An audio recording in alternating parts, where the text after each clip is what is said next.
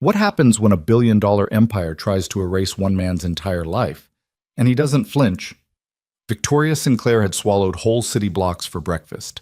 Mayors returned her calls. Investors flew in from 3 continents. She had never, not once, lost a deal. Then she walked into Ethan Mercer's garage, and everything she thought she knew about power, value, and what people are willing to fight for collapsed. This is the story of a single father, a rusted building, and a secret so extraordinary it stopped a billion-dollar machine dead in its tracks. Stay until the end, hit like, and drop your city in the comments.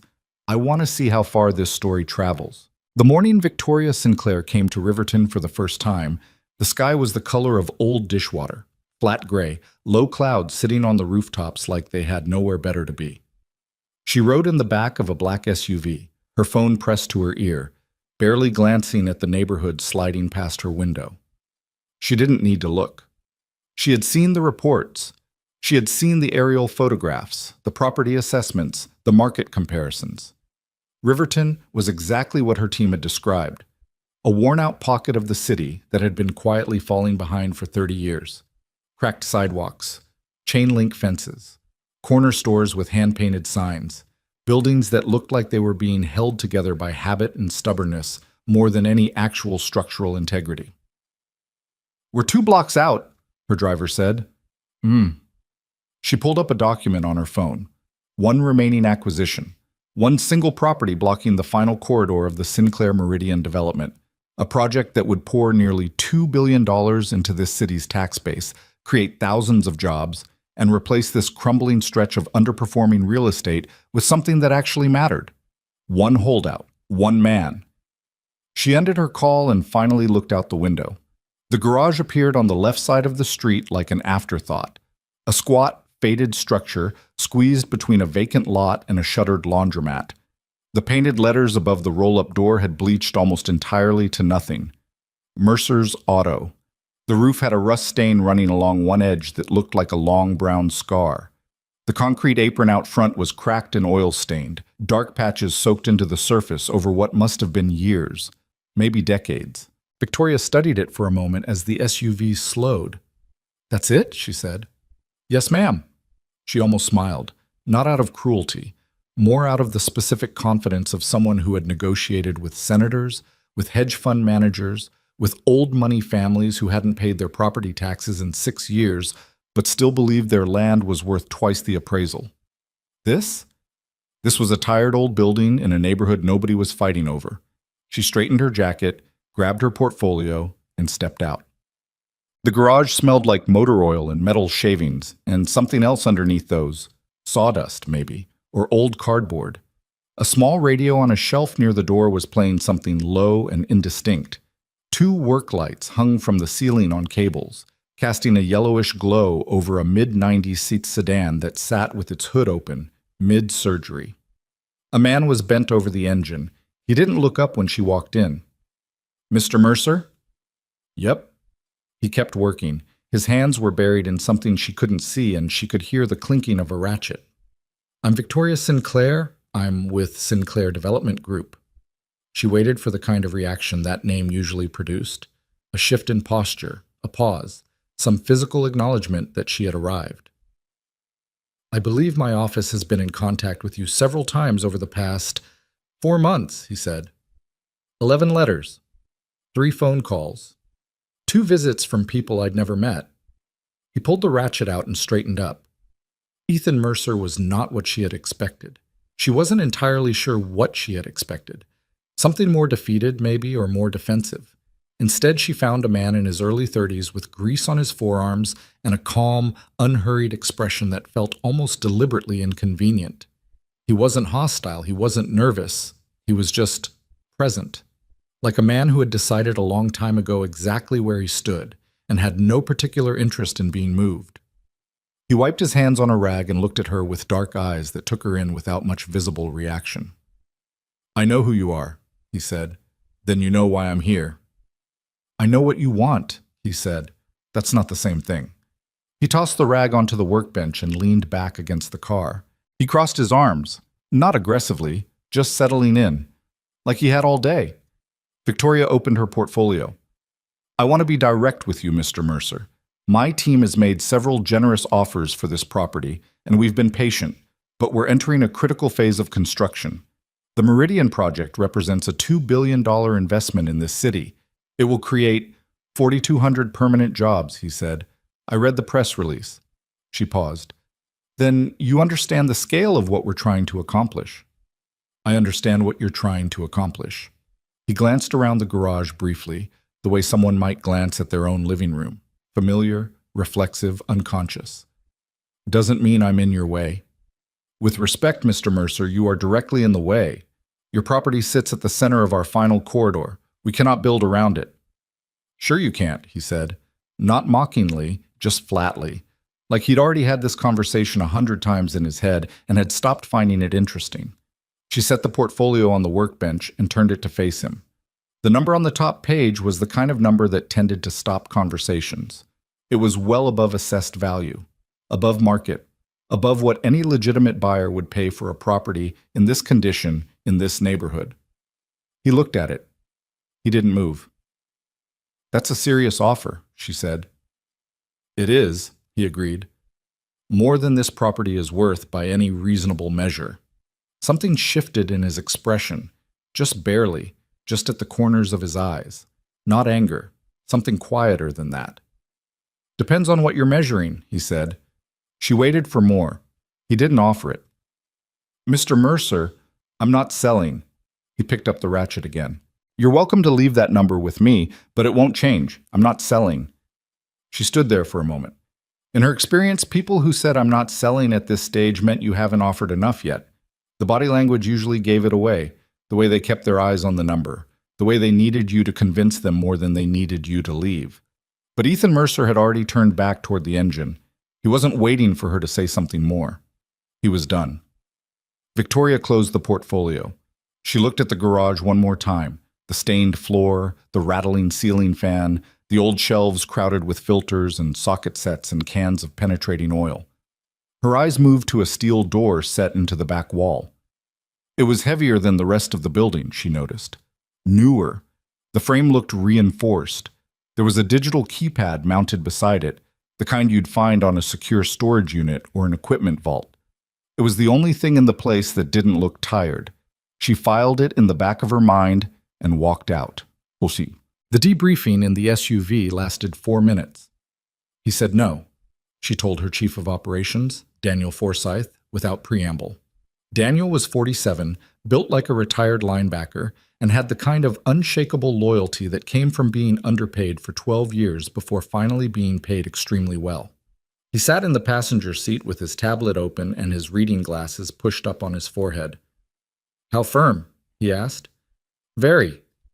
She was quiet for a moment, watching the garage disappear in the side mirror as the SUV pulled away. "But he's not angry. He's not performing. He just—" She searched for the right word. "He's comfortable." Comfortable can be a negotiating position. "I know what a negotiating position looks like, Daniel." She looked out the windshield at the street ahead. This was something else. He waited. "What's actually in his file?" she asked. Full background. 40 years old. "He's 32, she said immediately. He looked it up. "You're right, 32. Sorry. Opened the garage 6 years ago. Before that," Daniel scrolled. "Not much. Some employment records, mechanical work. Prior to that, there's almost nothing publicly available.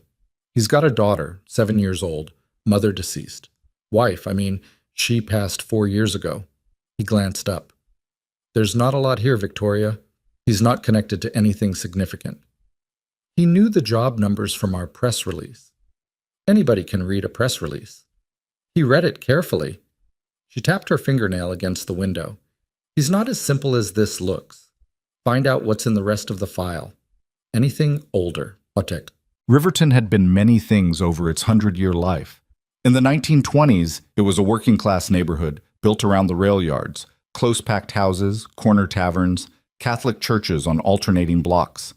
In the 50s, it got a little money and put up some small commercial strips. In the 70s, the rail yards closed and the money left, and the neighborhood didn't so much decline as deflate, slowly. like something losing pressure over a very long time. By the time Ethan Mercer moved in, Riverton had achieved a particular kind of stasis that long-neglected neighborhoods sometimes settle into. Not dead, not thriving, just existing. The people who lived there had mostly been there long enough that leaving felt less like an option and more like a kind of defeat. They knew each other's names, they shoveled each other's walks in winter, they complained about the same potholes to the same city councilman who had been promising to fix them for 9 years. Then the Meridian announcement came. At first, nobody was sure how to feel. The money was real. The renderings looked like something from a different city entirely. Glass towers, wide plazas, restaurants with outdoor seating and little potted trees along the sidewalk. The development company held a community meeting in March at the rec center on Halloran Street. Victoria's people brought architects and consultants and a short film about urban revitalization. Most of the property owners in the target zone had started selling within 90 days. Not because they were pushed. Some of them, a lot of them, were ready, tired, holding on to properties that were costing them money to maintain. The check from Sinclair Development wasn't just fair. For many of them, it was the solution to a problem they'd been carrying for years. But not everyone. A woman named Ruth Okafor had cried when she signed the papers for her mother's house. She had grown up in that house. Her mother had been born in that house. But Ruth was 63 years old and her children lived in other states, and the furnace had broken twice in 3 years. And in the end, the money was real and the house was just a house. A man named Dennis Kwan had held out for almost 2 months before Sinclair's people found out that the tile shop he was running had 3 violations in arrears and a silent partner who badly needed liquidity. The deal had been quiet and quick. One by one, the holdouts had resolved themselves. And then there was just Ethan. Rosa Delgado had worked at Mercer's Auto for 3 years. She was 26, practical, capable, with a torque wrench, and deeply unimpressed by the general tendency of people to underestimate her. She had come to Ethan looking for part-time work, and had ended up full-time within 2 months because it turned out she had a better intuition for electrical systems than anyone else in the shop. She was in the office, a cramped room in the front corner with a desk, a filing cabinet, and a space heater that only worked if you kicked it once on the left side. When Ethan came back in from seeing the woman in the suit out, "How'd it go?" Rosa asked without looking up from the invoice she was processing. "About how you'd expect. She try the guilt trip or just go straight to the big number?" Ethan sat down in the chair across from her desk. He stretched out, long legs extending, and stared at the water-stained ceiling for a moment. "Big number. Then a short version of the guilt trip." Rosa put down her pen. "Big number like..." "Big enough." She looked at him. "Ethan. I know." I know, Rosa." She sat back. She had been through enough of these conversations to know where they went. Early on, she had made arguments, practical, numerical arguments about what the money could do, about what it would mean for him and his daughter. He listened to all of them. He didn't argue back, he just said, "I know," and then didn't change his mind. And after a while, she had started to understand that his reasons weren't the kind of reasons you could address with math. "She seemed competent," he said. "Sure she did. She's worth $2 billion. Her company is." Same thing, basically. Rosa picked her pen back up. "What did she make of the place?" He was quiet for a moment. "She thought it was nothing," he said. There was no resentment in it. He said it the way you'd report the temperature outside. A fact noted, filed. "And the back room?" She didn't ask. He stood up. She noticed it, though. Rosa watched him walk back out toward the garage floor. That was the thing about Ethan Mercer that took some getting used to. He saw everything. He just chose very carefully what he said about it. First, the garage had been his wife's idea, technically. Her name was Kara. She had been a structural engineer. Smart, precise, funny, in a dry and sudden way that caught people off guard. She had grown up in a different part of the city and had no particular attachment to Riverton when they first moved there, but she was the kind of person who put down roots fast, who learned neighbors' names and remembered kids' birthdays and brought food when someone was sick. So by the time they'd been there 2 years, it had become, quietly and without ceremony, her neighborhood too. Ethan had been working as a senior engineer at Callaway Dynamics, one of the largest automotive R&D firms in the country, when they moved to Riverton. He was good at his job in the way that occasionally produced genuine awe in his colleagues, the kind of good that's harder to explain than it looks, because it isn't really about technical knowledge so much as about an almost unreasonable ability to see how things should fit together. He could look at a design problem that had been sitting on a team's whiteboard for 3 weeks and find the wrong assumption in about 40 minutes. He didn't talk about it. He was just good at it, the way some people are, and he got paid well and traveled sometimes and spent the rest of his time at home with Kara and eventually with their daughter Lily. He had been designing something in the last year before everything changed. A prototype, a car, technically, though that word barely covered it.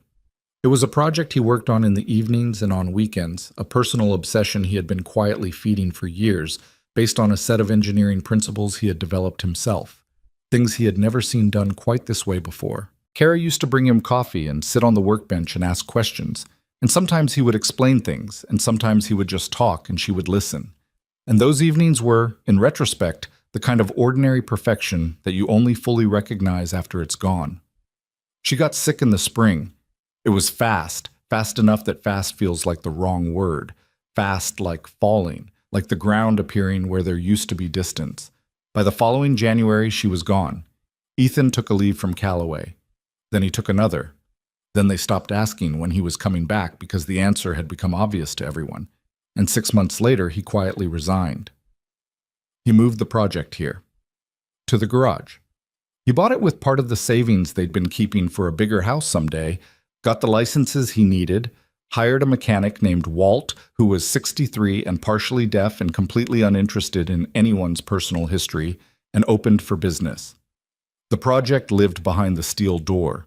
Nobody had been through that door except Ethan, and for a brief period a retired engineer named Felix Drummond, who had worked with him at Callaway and driven 8 hours to spend a weekend looking at the prototype and had left, saying almost nothing except, "It's not done yet, is it?" And Ethan had said no, and Felix had said, "You'll know when it is," and driven back home. That was 2 years ago.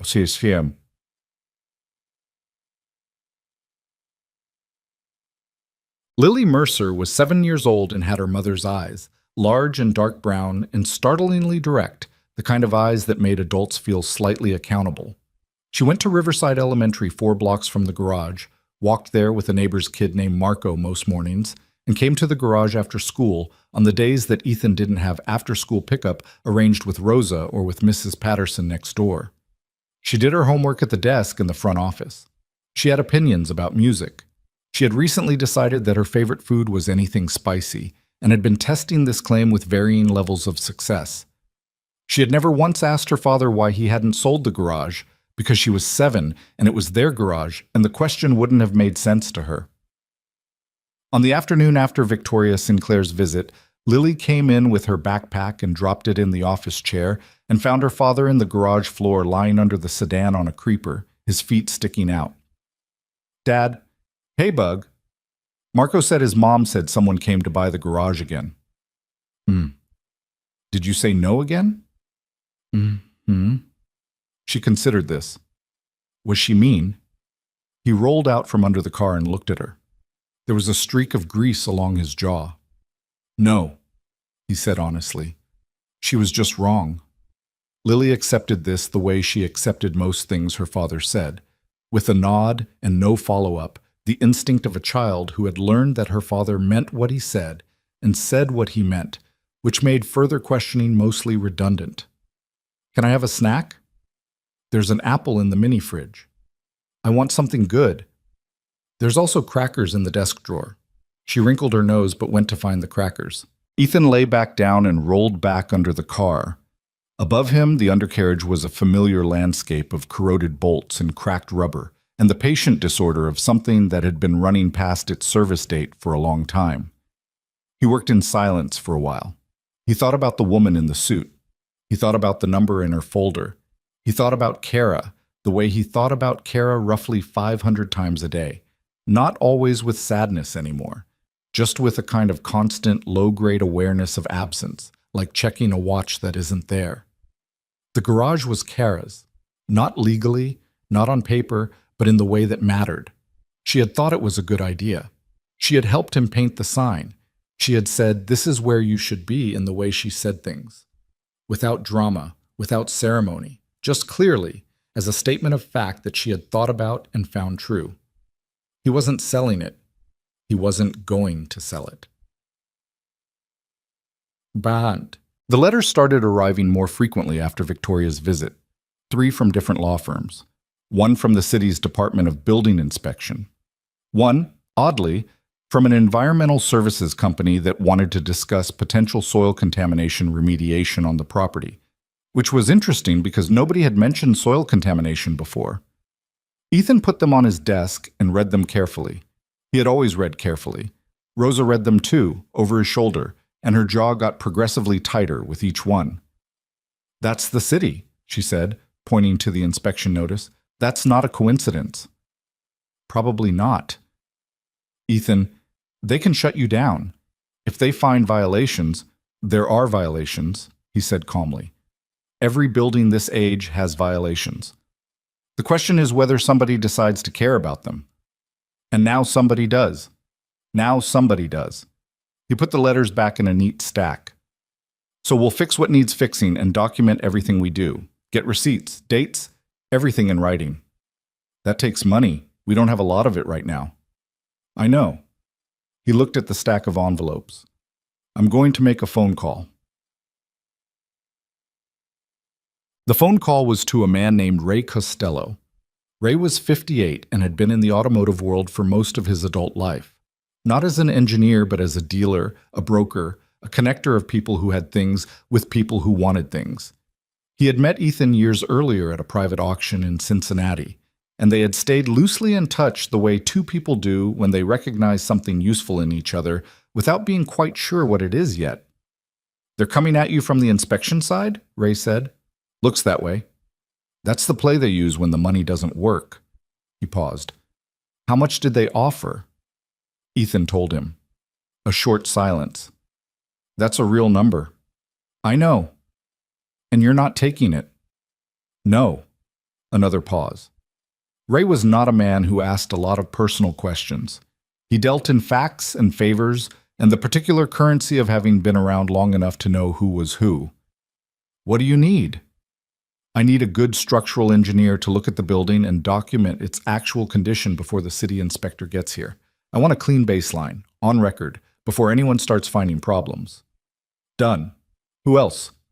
"That's the other call I need to make. You know Jordan Macy at the Courier?" "I know of her. I need to get her out to the garage on a specific day. I need her to see something."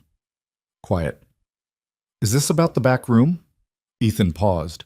"You know what's in there?" "I've heard things." Felix talks more than he thinks he does.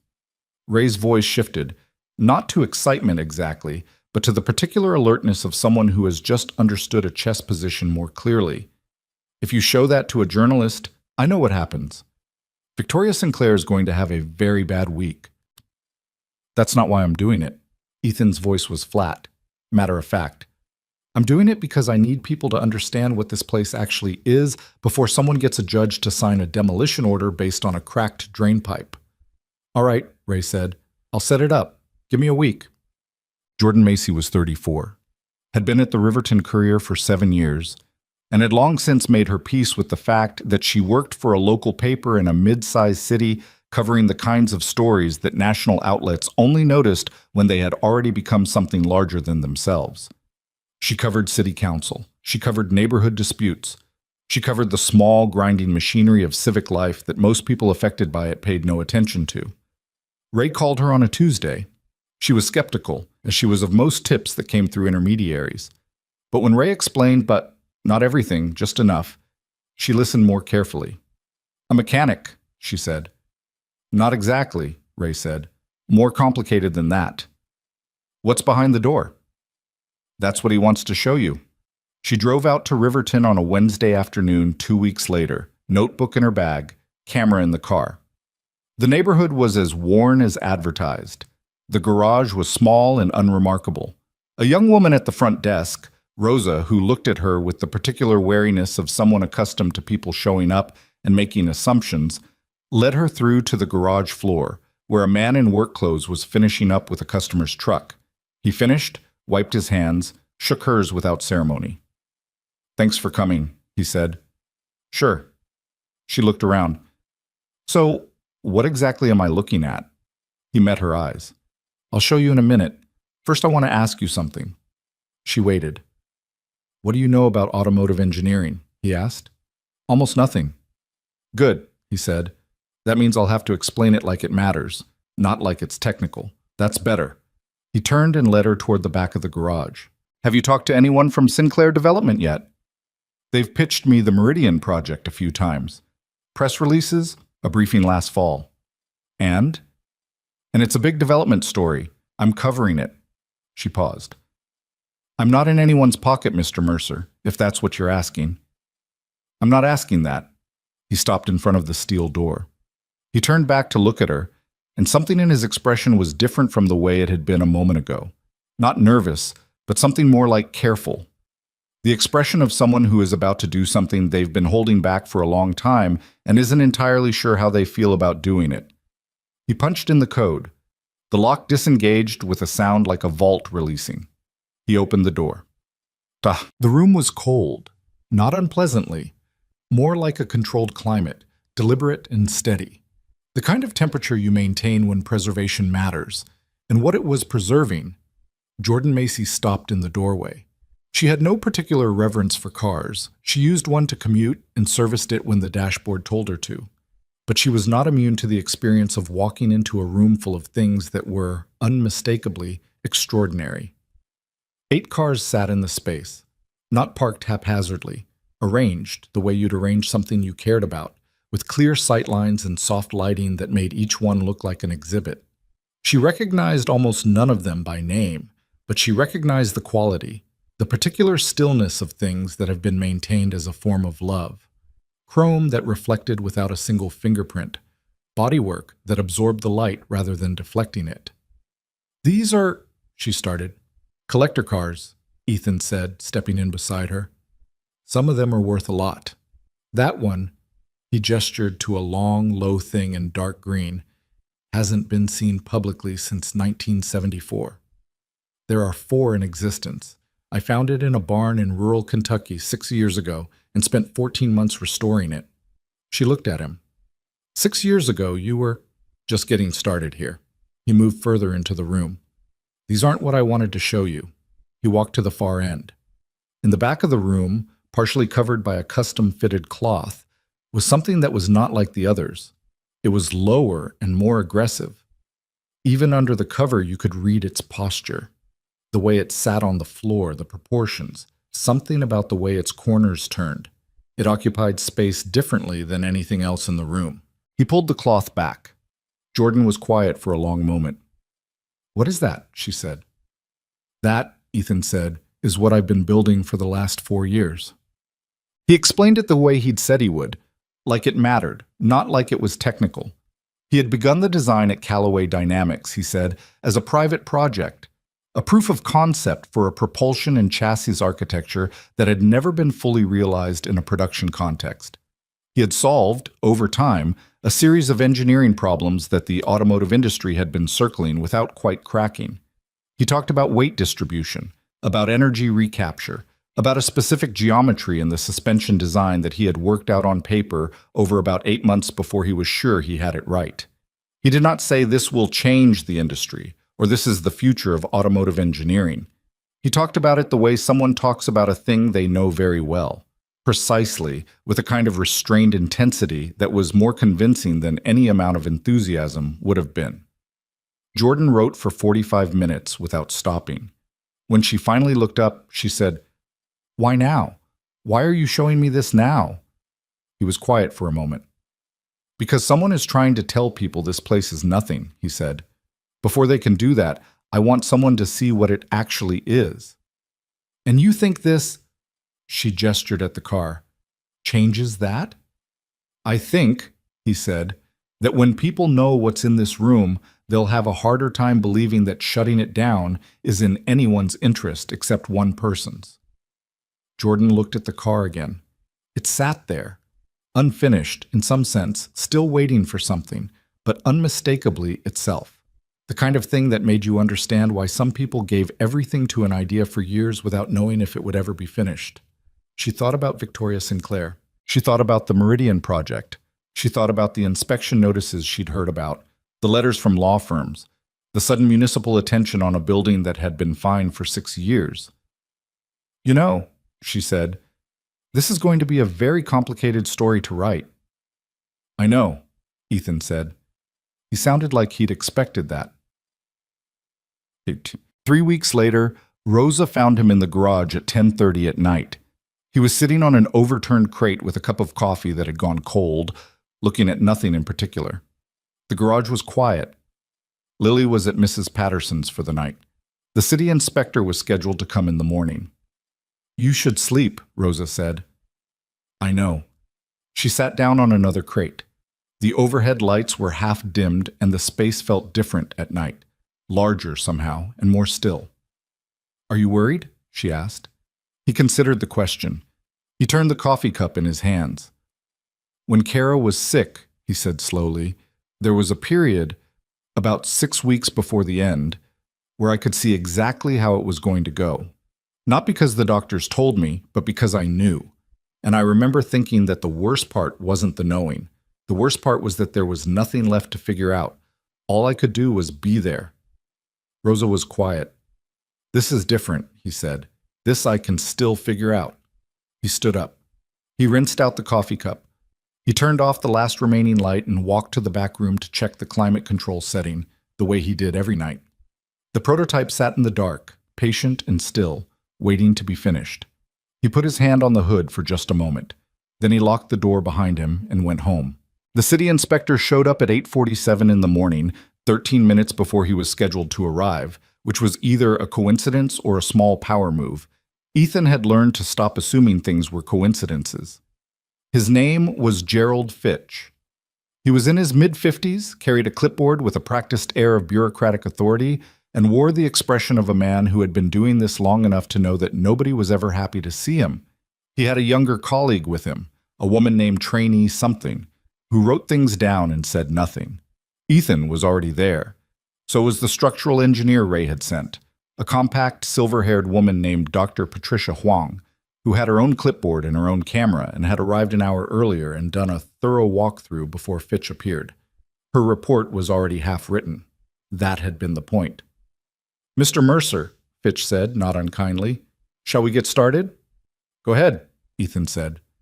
He followed them through the building at a measured distance, watching Fitch work. The man was professional enough. He checked the electrical panel, noted 2 breakers that were outdated but functional. He checked the ventilation, noted insufficient airflow in the main bay, which was true and not new. He checked the bathroom plumbing. He checked the fire suppression system, which was current, inspected 8 months ago, certificate on file. He checked the exterior drainage, which had a partial blockage on the east side that Ethan had noticed himself and had already put on his repair list. Each item Fitch noted, Dr. Huang photographed and logged independently. Each time Fitch wrote something down, she wrote something down. She didn't say anything. She didn't have to. Fitch was aware of her, the way you're aware of someone watching you work, and Ethan noticed the inspector become slightly more careful after the first 15 minutes, more deliberate, less interpretive. When it was over, Fitch handed Ethan a preliminary findings sheet. 7 items. 3 minor. 2 moderate requiring correction within 60 days. 2 significant, one involving the drainage and one involving an outdated load-bearing assessment on the rear wall. "We'll need documentation of corrections within the timeline noted," Fitch said. "Understood." Ethan looked at the sheet. "I'd like to note for the record that an independent structural assessment was completed this morning prior to your arrival, documenting the baseline condition of the property." He handed Fitch a copy of Dr. Huang's preliminary findings. Fitch looked at it. His expression didn't change much, but something behind his eyes shifted. A small recalibration. He was a professional. He understood what a parallel documentation trail meant. "That's your right," he said carefully. "It is," Ethan agreed. After they left, Rosa appeared from the office doorway where she'd been standing with her arms crossed and her jaw set the entire time. 7 violations, she said. 7 manageable violations, Dr. Huang said, snapping her camera case closed. Nothing here would justify emergency closure. If someone tries to use this for a demolition order, they'd have a fight on their hands in administrative court, and they'd lose. Slowly, but they'd lose. She looked at Ethan. Get the drainage cleared this week. Get the load-bearing assessment scheduled. Document everything with dates and receipts. That's your insulation. Thank you, he said. She shook his hand and left. Rosa watched her go. Ray's people are good. Ray's people owe him favors. Same thing. She looked at him. How long can we do this? The repairs cost money. The lawyer who looked at those letters cost money. Every time they push, it costs us something. I know. We're not a big operation, Ethan. I know, Rosa. He folded the inspection sheet and put it in his back pocket. His voice was patient but not dismissive, the tone of someone who had already done the math and didn't particularly enjoy the result. 2 months. I need 2 months. For what? He looked toward the back of the garage, toward the steel door, the way he sometimes did without seeming to realize it, the way people look toward things they're thinking about even when they're not talking about them. For the story to land right, he said. She exhaled through her nose. It wasn't agreement exactly, but she didn't push further. That was the thing about working for Ethan. He didn't always tell you everything, but the things he did tell you had a way of turning out to be true. Jordan Macy's article ran 11 days later. It appeared in the Wednesday print edition and went online at 6 in the morning. A feature piece, 4,000 words, with photographs that Jordan had taken herself inside the climate-controlled room. The headline was straightforward enough. Inside a Riverton garage, a secret collection, and an unfinished dream.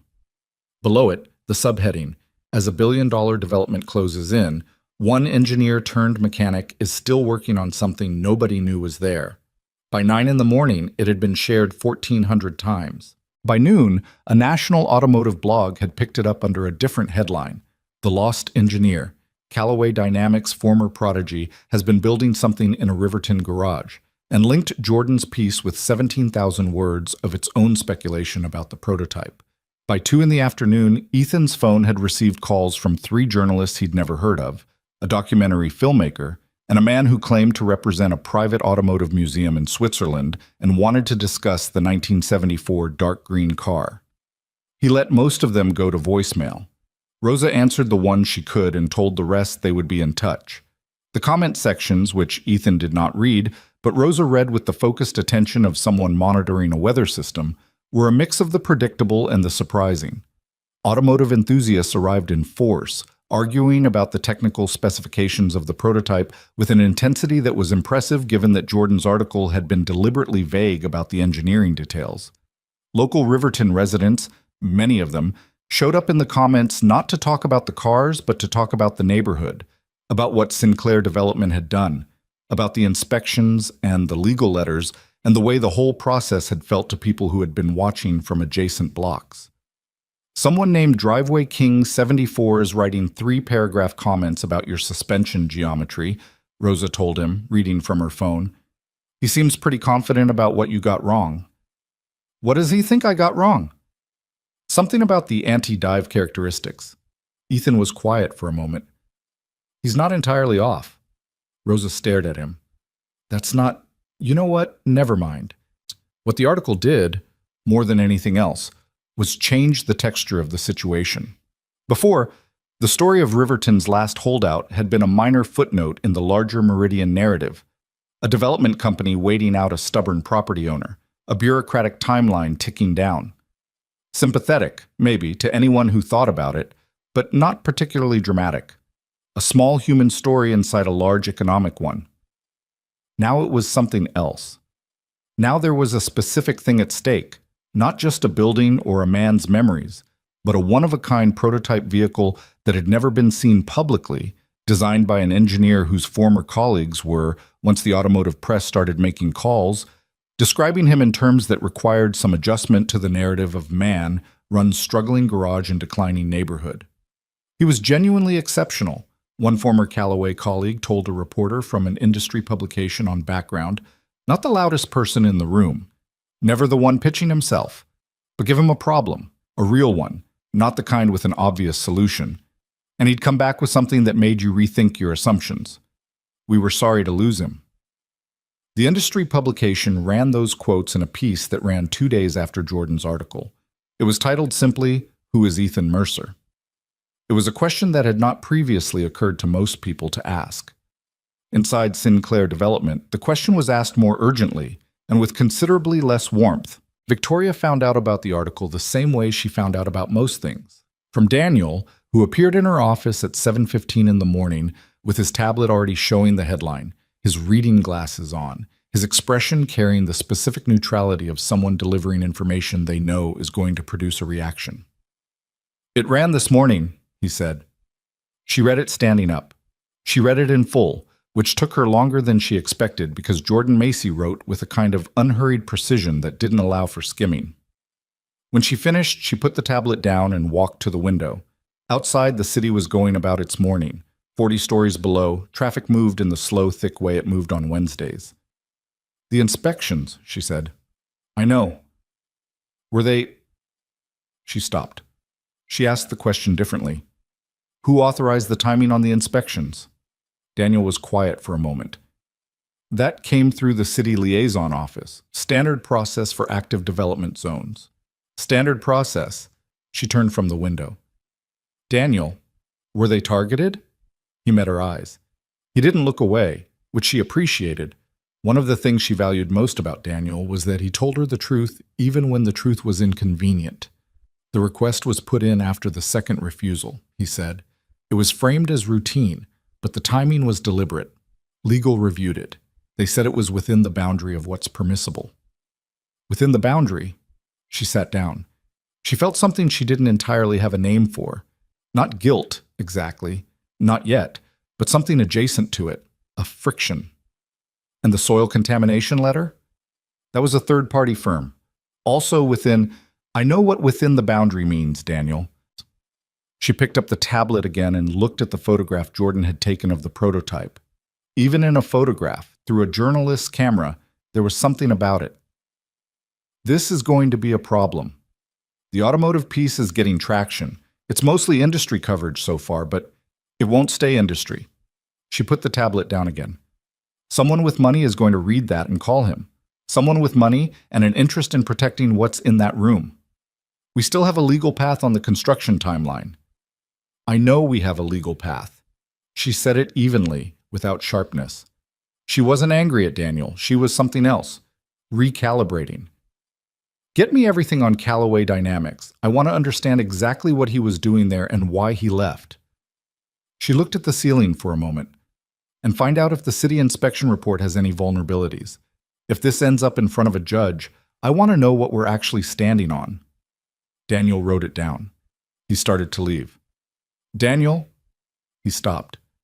"Is anyone on my team in contact with that city liaison office, directly, with names attached?" A pause.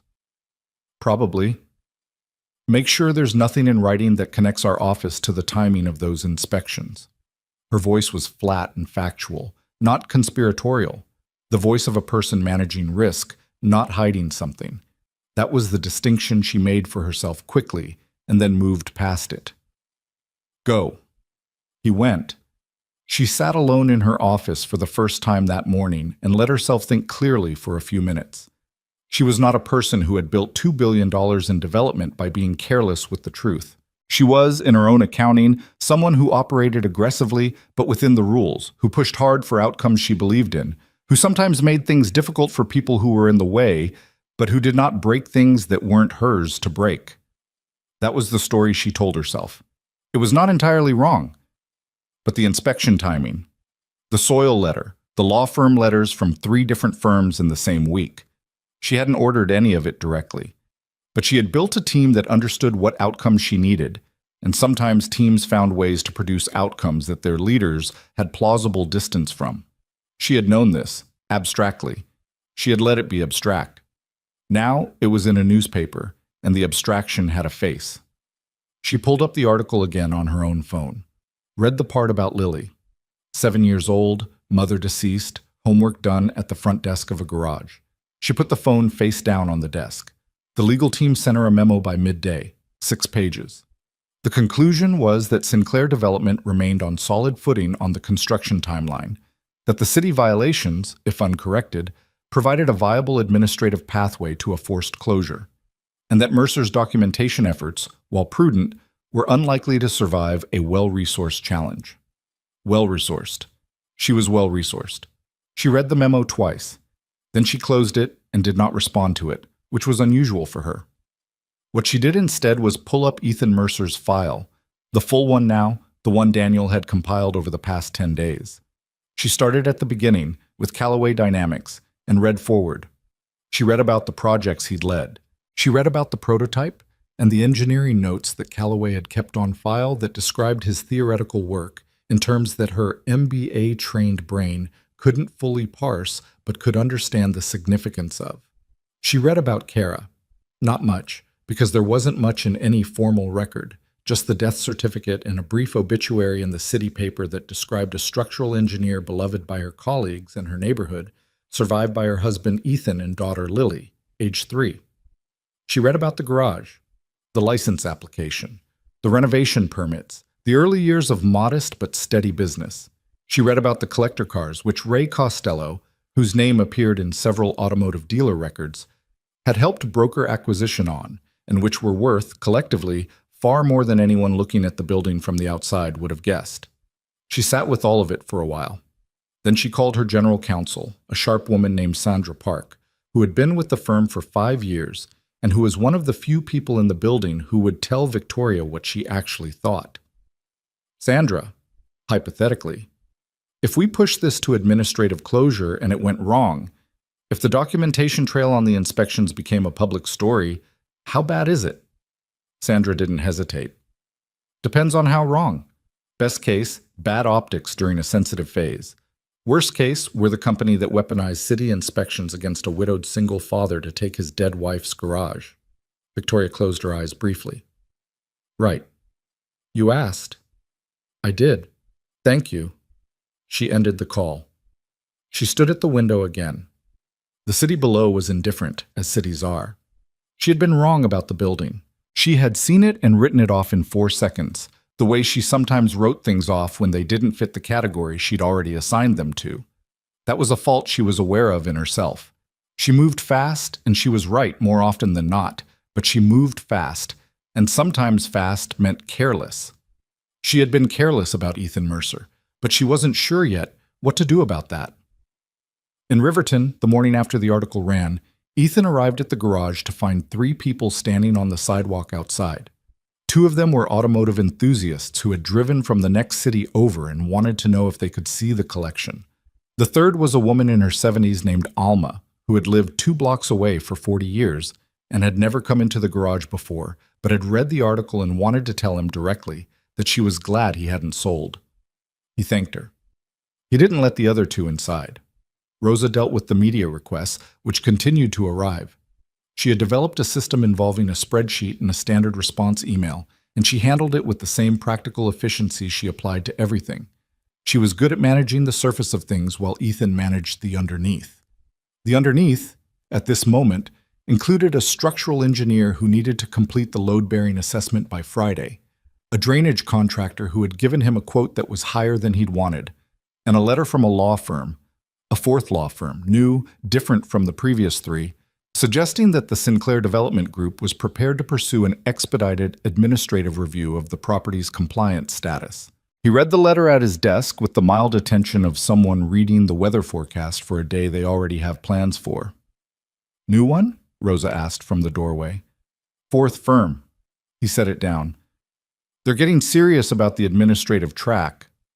What does that mean practically? It means if we don't correct everything on the inspection list and prove it, they can push for a review board hearing.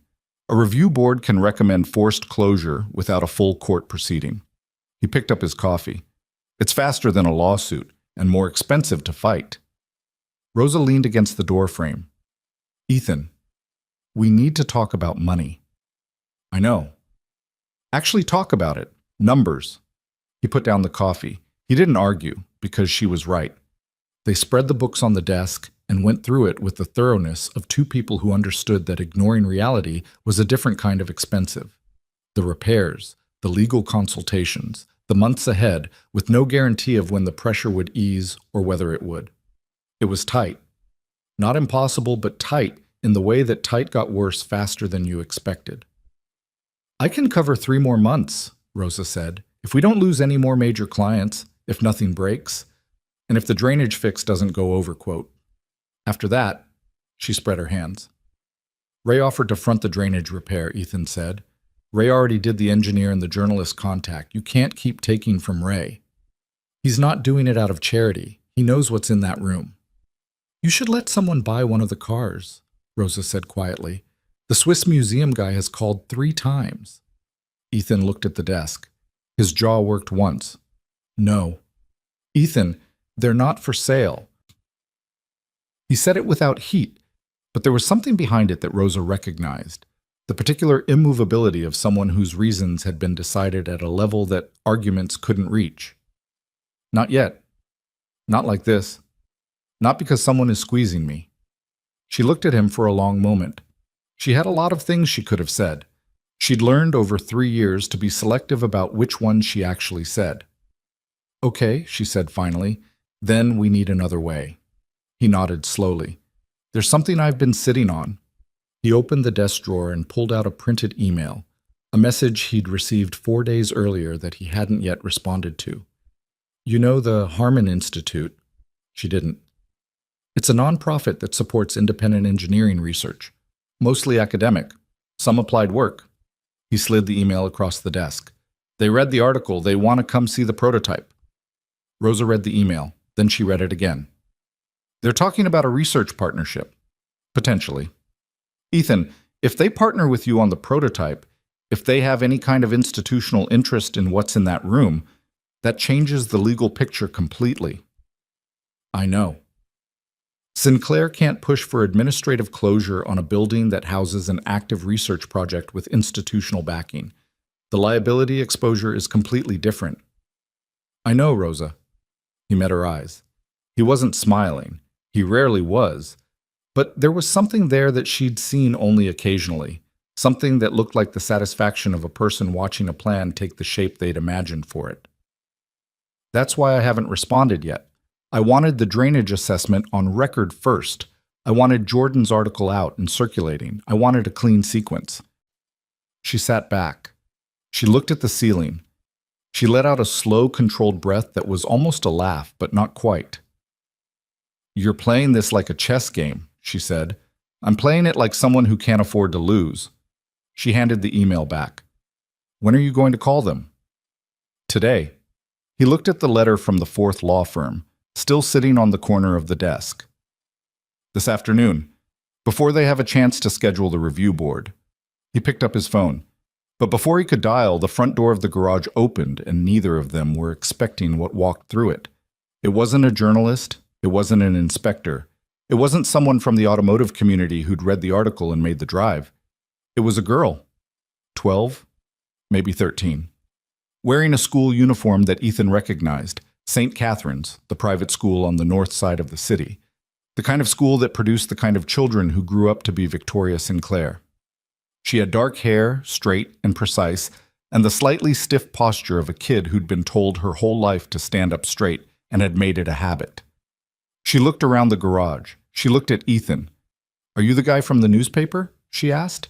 Rosa glanced at Ethan. He set his phone down. "Depends on the newspaper," he said. "The one about the cars."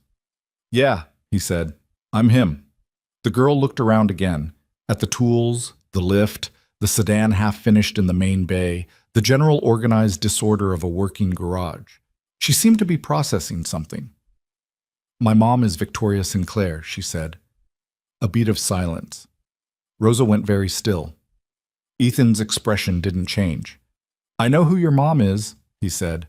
"She doesn't know I'm here," the girl said quickly, with the preemptive guilt of someone who understood they were doing something that would require explaining later. "I took the bus." "Okay," Ethan said. She looked at him. She seemed to be working up to something. "The article said you have a daughter." "I do." "How old?" 7. Something moved across the girl's face.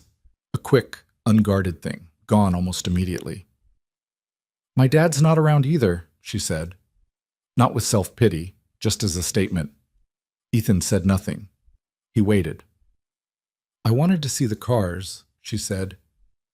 Can I? He studied her for a moment. She stood there with her school bag and her precise posture and her eyes that were Victoria Sinclair's eyes. Sharp and assessing and not quite willing to show what they were thinking, except she was 13, and 13 doesn't have as much practice at hiding things as 30. What's your name? He asked. Isabel. How'd you get here, Isabel? Bus 14, then walked from Halloran. He nodded slowly. He looked at Rosa, who gave him the particular expression she deployed when she thought something was probably a bad idea, but knew she wasn't going to say so. Come on, Ethan said. He walked her through the garage. He didn't make a production of it. He showed her the sedan he was working on, explained in simple terms what was wrong with the fuel injection and why it mattered. She asked a question, a specific one, not a polite one, about whether the problem could have been avoided with different maintenance, and the question was good enough that he gave her a real answer. Then he took her to the steel door. She stood in the doorway of the back room and looked at the collection the same way Jordan Macy had, with the specific arrested quality of someone whose expectations have been exceeded without warning. She walked along the row of cars slowly. She stopped in front of the dark green one. This one's oldest, she said. How'd you know?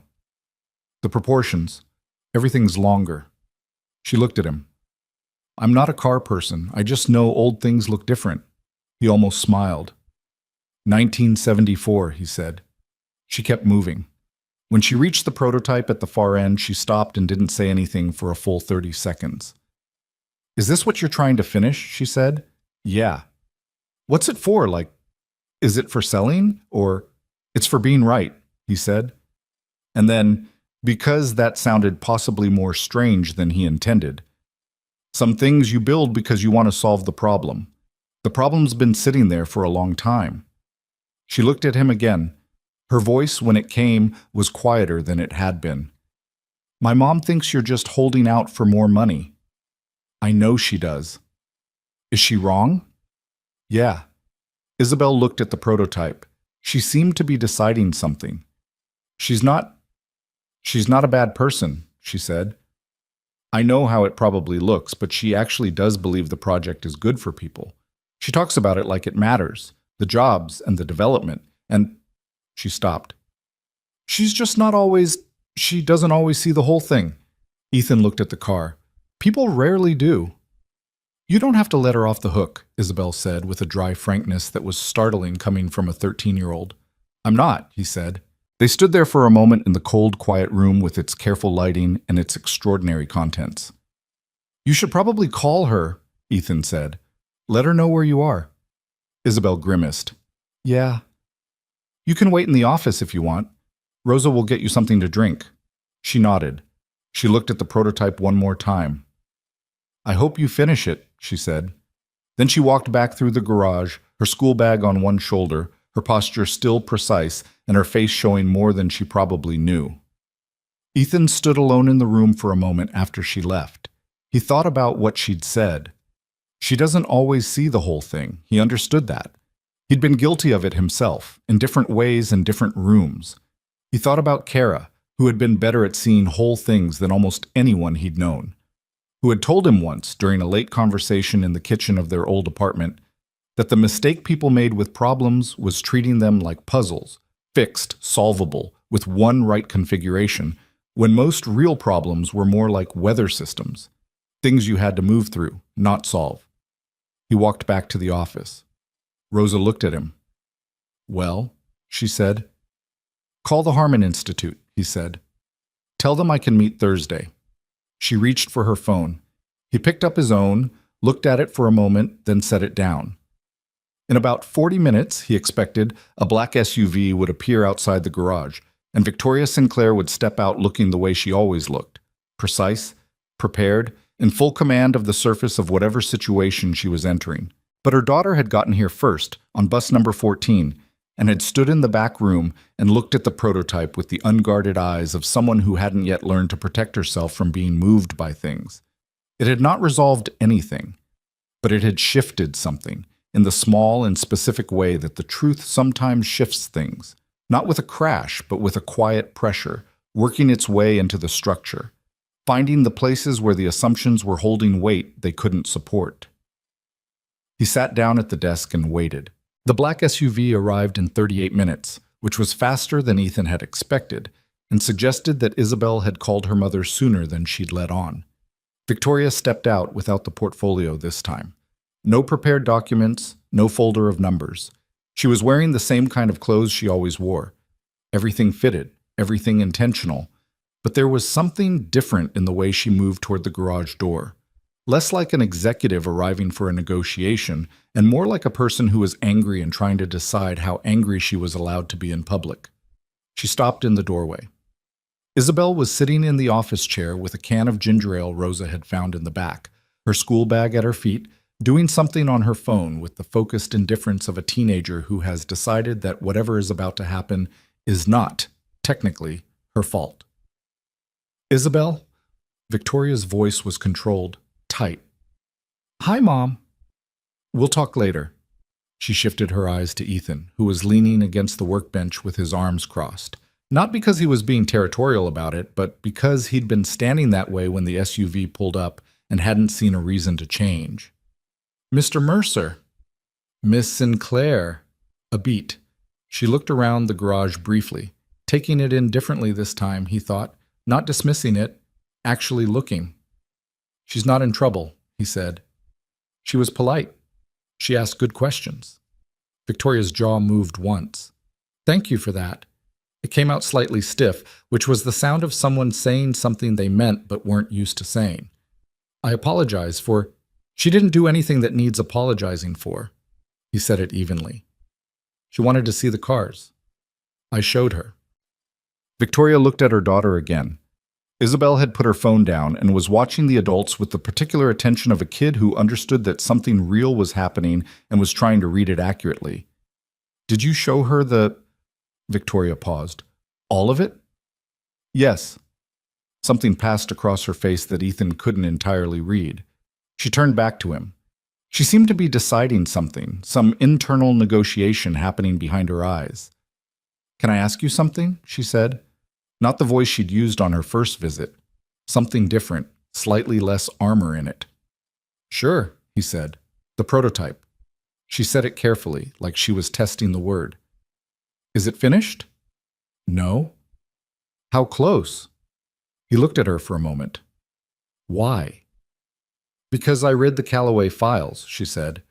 I had my team pull everything available on your work there. The internal assessments, the project notes, the peer reviews. She paused. You were working on something that their own engineering board described as potentially significant, not in a press release way, in a technical way. And then you left and nobody outside that company seems to have known what happened to it. He was quiet. I made assumptions about this place, she said, about what it was. I'd like to understand what I got wrong. It was not an apology, but it was something honest, and Ethan had more patience for honesty than he did for most other things. He looked at Isabel, who was very carefully pretending not to be listening.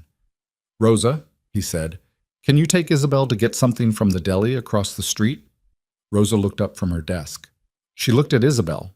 She looked at the two adults. She made the quick calculation of someone who had survived 3 years of working for Ethan by understanding when to step out of the way. Sure, she said. Come on. She collected her jacket. Isabel collected her bag with the practiced speed of a teenager who recognizes a diplomatic exit. When they were gone, the garage settled into a quiet that felt different, the kind of quiet that only happens when a space has been cleared on purpose. Ethan pulled the second stool from under the workbench and set it in front of him. He nodded at it. Victoria looked at it, then sat down. He sat on the edge of the workbench opposite her. It was not a conference room. There was oil on the floor and a half-rebuilt engine 6 feet away, and the faint smell of metal and rubber. She didn't seem to mind, or at least managed to seem like she didn't. The prototype isn't finished, he said, because there's a calibration problem I've been working on for 8 months. Not structural, not mechanical, computational. The feedback system that manages the energy recapture. I have the theory. I've had it for a long time. But getting it to work at full scale requires a level of processing architecture that I've been building piece by piece, and there's one component I haven't been able to manufacture correctly yet. He said it plainly, without frustration. The way you describe a problem you've accepted will take as long as it takes. It's close, probably 6 months out if nothing interrupts it. Victoria listened without interrupting, which he noted. And the collection? She asked. I built the collection because I needed to fund the project. The collector cars generate income, auctions, commissions, restoration fees. The garage pays its own bills. Together, they've kept the prototype work alive. He looked down for a moment. When Kara died, I had a choice between doing something practical and doing something real. The garage was both. She was quiet for a moment after he said that. Not the silence of discomfort, more like the silence of someone who has just had their understanding of a situation reorganized from the ground up. I told my team you were holding out for more money, she said. I know. I believed it. A short pause. I've been in this business for 8 years, and almost everyone who says they're not about the money is eventually about the money. It's not cynicism. It's just pattern recognition. I understand that. You're not a pattern, I recognized, she said. Not as a compliment exactly, as an acknowledgement. He looked at her directly. What are you here for? He asked. Not for Isabel. What did you actually come here for? She held his gaze. I'm not sure yet, she said, with a frankness that surprised him slightly. I came because my daughter was here and I was worried, but now… She looked around the garage again. I want to understand how we got here, how my company got to the point of filing inspection complaints against a… She stopped herself. Against you. Against someone who wouldn't sell, he finished without accusation. Yes. The word was flat and uncushioned. She didn't try to soften it. He thought about Kara again, about what she would have made of this woman sitting on a stool in their garage, trying to see something she'd missed. Kara had been better than he was at giving people the room to arrive at things. She didn't require people to have already figured it out before she extended them any credit. The inspection timing wasn't random, he said. No, Victoria said. It wasn't. The soil letter was someone in your network. Likely. And the 4 law firms in 3 weeks. That was coordinated. He nodded. He appreciated that she wasn't pretending. I'm not going to ask you to fall on a sword about it, he said. I understand how development works. I understand how pressure works. I've been in enough rooms where outcomes were managed through adjacent pressure rather than direct action. He looked at the floor. What I want is for it to stop. Not because it hasn't worked. It's cost me money and time and sleep. But because I'm going to fix everything on that inspection list, I'm going to get institutional backing for the research project, and every additional thing your team does to pressure me is going to land on the public record, which now has ears it didn't have 6 weeks ago. Victoria looked at him steadily. You're not threatening me. I'm explaining a situation, he said. There's a difference. There is. She put her hands in her lap. She looked tired, he thought. Not physically, but in the way that people sometimes look tired when they've been running a story in their head for a long time and have just discovered the story was wrong. I doubled the offer this week. I told Daniel to prepare the paperwork. I know. He called Rosa yesterday. You haven't responded. No. She exhaled, not with frustration, with something more like the release of a person who has been trying to solve a problem by increasing the force applied and has finally accepted that force is not the variable that matters. What would it take? Not money. I understand it's not money. What would it actually take? He looked at her. This was the question he'd been waiting for, not impatiently, but the way you wait for the right moment in a mechanical process. The moment when the components have reached the position where the next step can happen. A conversation, he said. Not today. A formal one. With your legal team and mine, and some people from this neighborhood. He picked up a socket wrench from the bench behind him and turned it in his hand without looking at it. I have some conditions. Not about this building. She watched him. What then? The neighborhood, he said simply. He didn't say more than that, and she didn't ask. Not yet. She seemed to understand from the way he said it that this was not a negotiating opener. It was a statement of category. The thing at stake was not the building and not the money and not the prototype.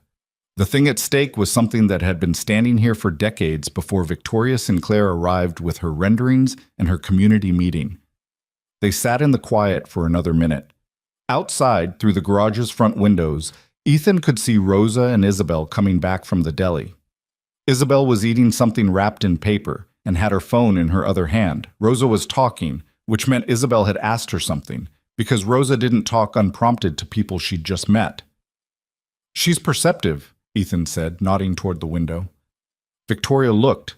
Something softened around her eyes. "She gets that from her father," she said. Then, "Which is annoying." He almost laughed. It was close enough to a laugh that she seemed to catch it. "Thursday," he said. "I have a meeting with the Harmon Institute in the morning. After that, if you want to talk, actual talk, not offer papers, call this number." He wrote it on the corner of a work order sheet and handed it to her. It was the same number she already had, but the gesture meant something different from the gesture of handing it over the first time. She looked at it. She folded it once and put it in her jacket pocket. Rosa and Isabel came back through the front door.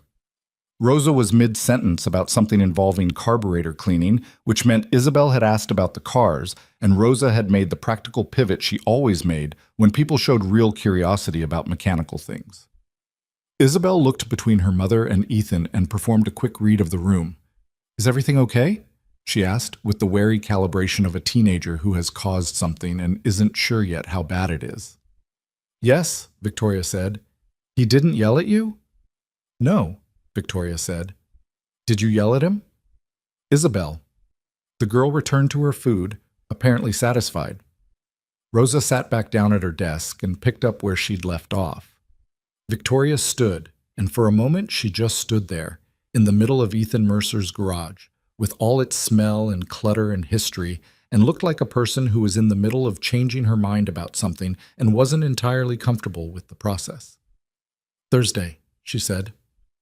"Thursday," he agreed. She left. Isabel followed, pausing at the door long enough to raise one hand in a half-wave at Rosa, who raised one back. Then the SUV door closed, and they were gone. Rosa waited approximately 4 seconds. "What happened?" she said. "Progress," Ethan said. "That's not an answer." "It's the only one I have right now." She looked at him. "You're not going to tell me what you talked about." "Later." He picked up the socket wrench again. "Call the Harmon Institute and confirm Thursday." The meeting with the Harmon Institute happened in a conference room at a midtown hotel, which was their suggestion and the kind of neutral ground that everyone in a complicated situation tends to prefer. There were 2 of them, a man named Dr. Marcus Webb, who ran the Institute's Applied Research Division and had the rumpled, distracted quality of someone whose mind was always operating at a slight angle to the current conversation, and a woman named Priya Anand, who was the Institute's Legal and Partnerships Director and had the opposite quality, fully present, precise, saying nothing she hadn't already decided to say. Ethan came alone. That was a choice. Rosa had offered to come and he'd said no, not because he didn't trust her judgment, but because some meetings required the simplicity of one person across from another. Marcus Webb spent the first 15 minutes asking technical questions about the prototype. Real questions. Not soft opener questions, but specific, detailed questions that revealed he had read everything available and had thought carefully about it. He asked about the feedback calibration problem. He asked about the computational architecture. He asked about the suspension geometry that Driveway King 74 had opinions about online. Ethan answered directly. He didn't inflate what was finished or minimize what wasn't. He said this works when it worked, and this is the problem I haven't solved when it wasn't. And Webb listened with the engaged quality of someone hearing confirmation of something they'd already suspected. Priya Anand listened to all of it without writing anything down, which meant she'd already read whatever Webb had sent her and was using this meeting to evaluate something other than the technical merits. When there was a lull, she said, "Tell me about the garage situation." He did. He kept it factual. The inspections, the letters, the administrative review threat, the article, the institutional backing question. He laid it out as a sequence of events, without editorializing much. And if the administrative review proceeds, she asked. We'd fight it. We'd probably win eventually. But eventually is expensive and uncertain. What does institutional backing from the Harmon Institute actually solve? He looked at her. He liked that she'd asked it that bluntly. It changes the legal character of the space, he said. Right now, the garage is a commercial property with code violations. With a research partnership, it becomes a protected research facility with active institutional oversight. The threshold for forced closure is significantly higher and more publicly costly. You've been talking to a lawyer. I've been reading, he said. There's a difference. She almost smiled. What do you need from us? A research partnership agreement, formal affiliation of the prototype project under the Institute's research portfolio, access to your engineering consultants for the calibration problem. I'd pay that through the partnership, not as a grant. And, he paused, a letter of institutional interest on file with the city's development office, documenting the research activity at the site.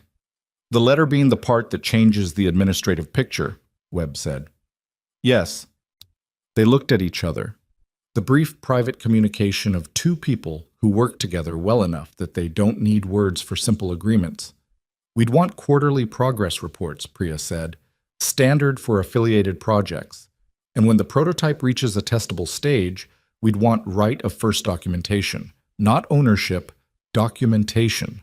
The Institute publishes research. This would be part of that record. That's acceptable. And the collection, Webb said. He said it carefully, like he'd been waiting to mention it. The collector cars. We don't have standing to protect those under a research partnership. If Sinclair Development pursues a different legal avenue, the collection is my concern, Ethan said, not the Institute's. I'm just flagging the exposure. I understand. He looked at the table for a moment. I'm working on that separately.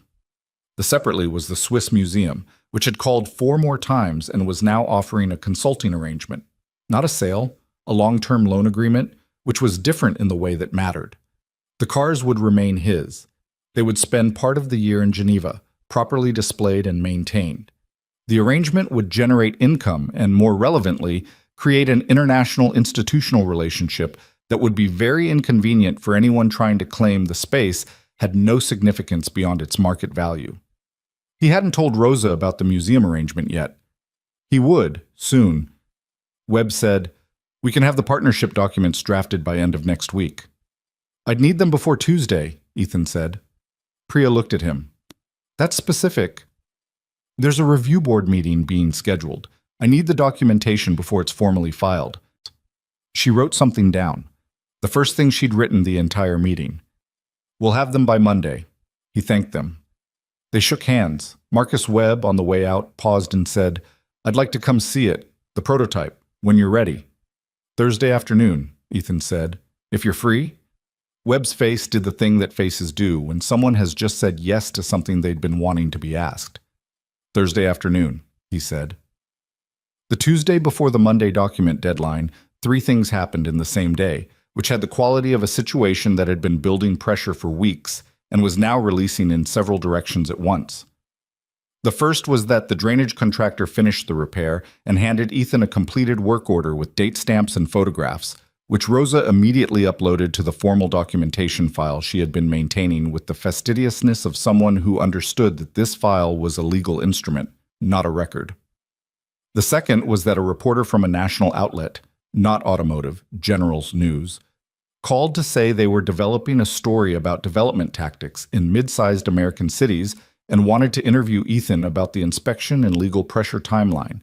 He said he'd think about it, which meant he called Ray, who said to wait until the review board question was settled. The third was that Daniel Forsyth called Rosa's line and asked for a formal meeting on behalf of Sinclair Development, and when Rosa asked what the meeting was regarding, Daniel said, "We'd like to discuss a revised approach." Rosa came to the garage door where Ethan was working on a '98 Civic that a neighbor had brought in with a transmission complaint. "They want a meeting," she said. He was under the car. "When?" "They said whenever is convenient for us." He rolled out on the creeper and looked at the ceiling. "Whenever is convenient for us" was not language that Sinclair Development had used before. It was the language of a party whose negotiating position had shifted enough that they needed to acknowledge the shift. Thursday, he said, after Webb's visit. You're going to make the CEO of a $2 billion company wait behind a researcher. I'm going to have the researcher there first so the CEO sees what the space is before we talk, he said. There's a difference. Rosa thought about this. That's either very smart or very annoying. Can be both, he said, and rolled back under the car. Webb came Thursday at 2. He spent 90 minutes in the back room. He was the opposite of Jordan Macy. Where Jordan had been a journalist learning to understand what she was looking at, Webb was an engineer encountering something he had partially expected and was now confirming at the level of physical reality. He moved around the prototype with the focused quiet of deep competence, asking questions that were so specific they barely felt like questions, more like thinking out loud with someone present. At one point he crouched beside the rear suspension and said, almost to himself, "You actually solved the geometry problem." Mostly, Ethan said, the anti-dive is, he worked through something silently. Elegant isn't the right word, it's more like, correct, Ethan said. Yes. Webb stood up. He looked at the prototype with the expression of a man who has been shown something real. The calibration issue. Your computational architecture. Can I see your current build? Ethan showed him. They stood at the work table that ran along the left wall of the back room, spread with annotated drawings and printed circuit diagrams, and for 45 minutes they talked in the specific, abbreviated language of two people who share enough technical framework that they can move fast. Webb had thoughts. Some of them were useful. One of them, about a modified approach to the sensor array, was genuinely interesting. The kind of idea that opened a door Ethan had been standing in front of for a while without being sure it was a door. He wrote it down.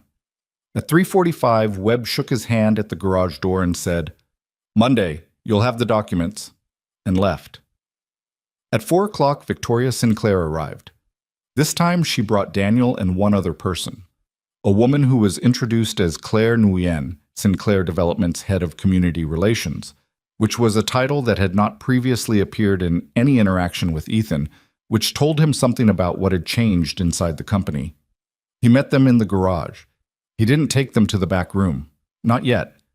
They stood in the main bay, Ethan and Rosa on one side, the three Sinclair people on the other, with the unfinished Civic between them like a piece of furniture that nobody wanted to address directly. Victoria looked at Ethan. She looked like she hadn't been sleeping much. He recognized the specific quality of that, the slight thinning around the eyes, the way a person's face gets when they've been running the same set of thoughts too many times. "I want to be direct," she said. "I know," he said. "We're withdrawing the administrative review request." Rosa went still. Ethan kept his face steady. "When?" "It was filed this morning. The withdrawal, I mean. The review board meeting won't be scheduled." She said it without drama, without making it a gift. Just a fact. The reversal of a previous decision. The soil contamination firm has also been instructed to cease contact. And the law firms? The 4 firms were contracted for specific advisory purposes. Those contracts are complete. No further filings are anticipated. A pause. "Daniel can provide written confirmation if you need it."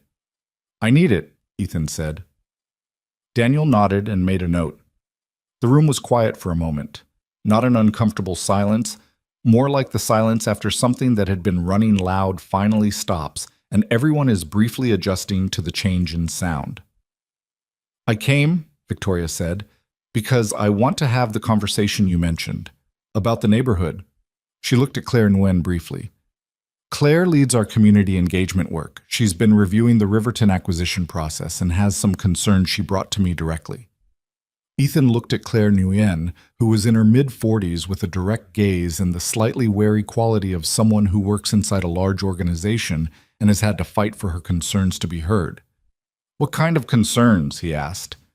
"The pace of the acquisition process," Claire said. "Several properties were acquired in contexts that raised questions afterward. We had a standard fair market offer process, and in most cases that's what happened. But in some cases," she paused. "Dennis Kwan's tile shop, the Okafor property, a few others. There were..." Additional pressures that I don't think were appropriate and that I didn't know about when they were happening. Ethan looked at her steadily. You're telling me this now? Yes. Why? Because you're the one left, she said without defensiveness, and because the article made me read the file more carefully. He was quiet for a moment. He looked at Victoria. Is she saying this with your knowledge? Yes, Victoria said. Then why didn't you say it? A beat. Because I'm still deciding how much of this I own directly, and how much was done by people who understood what I needed without me asking for it. She said it with the specific discomfort of someone who has looked at their own behavior carefully and doesn't entirely like what they found. That's not an excuse. It's the honest version of where I am. He respected that more than a clean apology would have meant, which would have felt like a performance. All right, he said. He pulled the stool out again, the same one she'd sat on before. She sat on it. Daniel and Claire found places on the bench along the wall. Rosa sat at her desk in the doorway and didn't pretend she wasn't listening. And they talked. Not a negotiation, not a meeting with prepared positions and agenda items. A conversation, the kind that moves sideways and backtracks and sometimes arrives somewhere nobody planned. Ethan talked about Riverton the way someone talks about a place they know from the inside, not its history as a data point, but as a living thing. The way neighborhoods accumulate meaning through specific people doing specific things in specific buildings over a long time. He talked about Ruth Okafor's house, not to condemn the sale, but to make it concrete, to put a face on what acquisition meant when it became personal. He talked about what the Meridian development could give the neighborhood and what it was already taking. Victoria listened. She was a good listener when she chose to be, he'd give her that. She didn't interrupt and she didn't perform attentiveness. She was actually tracking, actually adjusting, which was a different thing. Claire took notes. Daniel looked at the floor and occasionally at his tablet and had the expression of someone managing internal calculations he wasn't sharing. At one point, Victoria said, "What would you have done in my position?" Honest answer. He thought about it. "I probably would have pushed the same way early on," he said. "The project has real value. The timeline pressure is real. The business case is real." He turned the socket wrench in his hand the same way he always did when he was thinking. But I would have had someone like Claire in the room before the second refusal, not after the fourth. She accepted that without arguing. It was the kind of observation that only works if the person hearing it can see themselves clearly enough to recognize it. By 6 o'clock, when the light through the garage's front windows had gone gold and then gray and Rosa had turned the work lights on, they had covered enough ground that there was something to build on. Not an agreement, an outline of what an agreement might eventually look like. Several properties that had been in the Meridian acquisition zone that were still in contract limbo. The question of what community use looked like inside a luxury development corridor. The specific practical question of what Ethan's 3 conditions would actually require from Sinclair Development in terms of legal process and financial structure. Nobody had the complete answers, but the questions were on the table, which was more than they'd managed before. Lily arrived at 6:15, let in by the front door she had a key to, with her backpack and her after-school energy and complete indifference to the collection of adults having what appeared to be a serious conversation in her father's garage. She went straight to the office, found the crackers, and began doing homework. Victoria watched her for a moment from across the room, this small, specific girl with her mother's dark eyes and her father's way of occupying space without making noise. She looked back at Ethan. Something in her face had been rearranging itself slowly all afternoon, and she let him see the result of that rearrangement without trying to control what it communicated. "I owe this neighborhood something," she said quietly. "Not for the room. For him." He held her gaze. "Yeah," he said. "You do." It wasn't forgiveness. It wasn't resolution. It was 2 people in a garage at the end of a long day, sitting with the complicated truth that it was possible to be intelligent and driven and completely wrong about something that mattered, and that the only useful direction from that realization was forward. Claire gathered her notes. Daniel closed his tablet. They said their formal goodbyes. Victoria stood last. She looked at the garage one more time. Really looked at it, the way she hadn't let herself look the first time. Thursday was the right call, she said, not to anyone in particular. She walked out. Rosa waited until the SUV was gone from the window before she swiveled her chair to face Ethan. "The administrative review is withdrawn," she said, as if testing whether saying it out loud made it more real. "Yeah, that's—" She stopped. "Ethan, that's actually a big deal." "I know. So we won?" He was watching Lily through the office window, bent over her homework with the concentrated frown she got when the math was giving her trouble. "Not yet," he said. He picked up the socket wrench one more time and walked back toward the Civic. The Harmon Institute documents arrived Monday morning at 8:43, attached to an email from Priya Anand with a subject line that said simply, "As promised." 11 pages. Ethan read them at the desk in the front office with his coffee going cold beside him, the same way he read everything. From the beginning, without skipping, without assuming he already understood what the structure would be before he got to it. Rosa arrived at 9 and found him on page 7. She put her bag down and stood in the doorway and watched him read. She had learned not to ask questions when he was in this mode.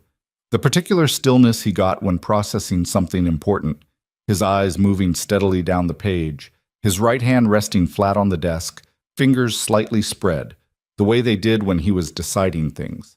He finished. He set the pages down. He drank the cold coffee without appearing to notice it was cold. "Well?" Rosa said. "It's good." He squared the pages. "There's a clause in Section 4 about publication rights I want to modify. The rest is fine. You're going to negotiate with the Harmon Institute." "Minor modification," he said. "Not a negotiation. I just want the documentation right." He looked at her. "Can you call Priya Anand and tell her I'd like a short call this afternoon? One item, shouldn't take long." She picked up the phone. While she was dialing, he looked out the front window at the street. The morning was overcast, the sky the particular flat white of a day that couldn't decide whether to clear or not. A delivery truck was double parked across the street. Two of the neighborhood kids were on bikes at the corner, going nowhere specific, in the way that kids go nowhere specific when school is out. He thought about Victoria's question from Thursday. "What would you have done in my position?" He'd given her the honest answer, but the fuller answer, the one he hadn't said, was that he understood ambition well enough to know it was not, by itself, a flaw. He had been ambitious once, in the ordered world of Callaway dynamics, where ambition expressed itself through projects and patents and peer reviews. The ambition hadn't left. It had just changed shape. It lived now in the back room, patient and unfinished, waiting for 6 months that kept becoming complicated. The call with Priya took 12 minutes. She accepted the modification to Section 4 without argument, which told him she'd anticipated it. The documents would be revised and filed by Wednesday. He thanked her. Rosa was looking at her spreadsheet when he hung up. She had the expression she got when numbers were doing something she didn't like.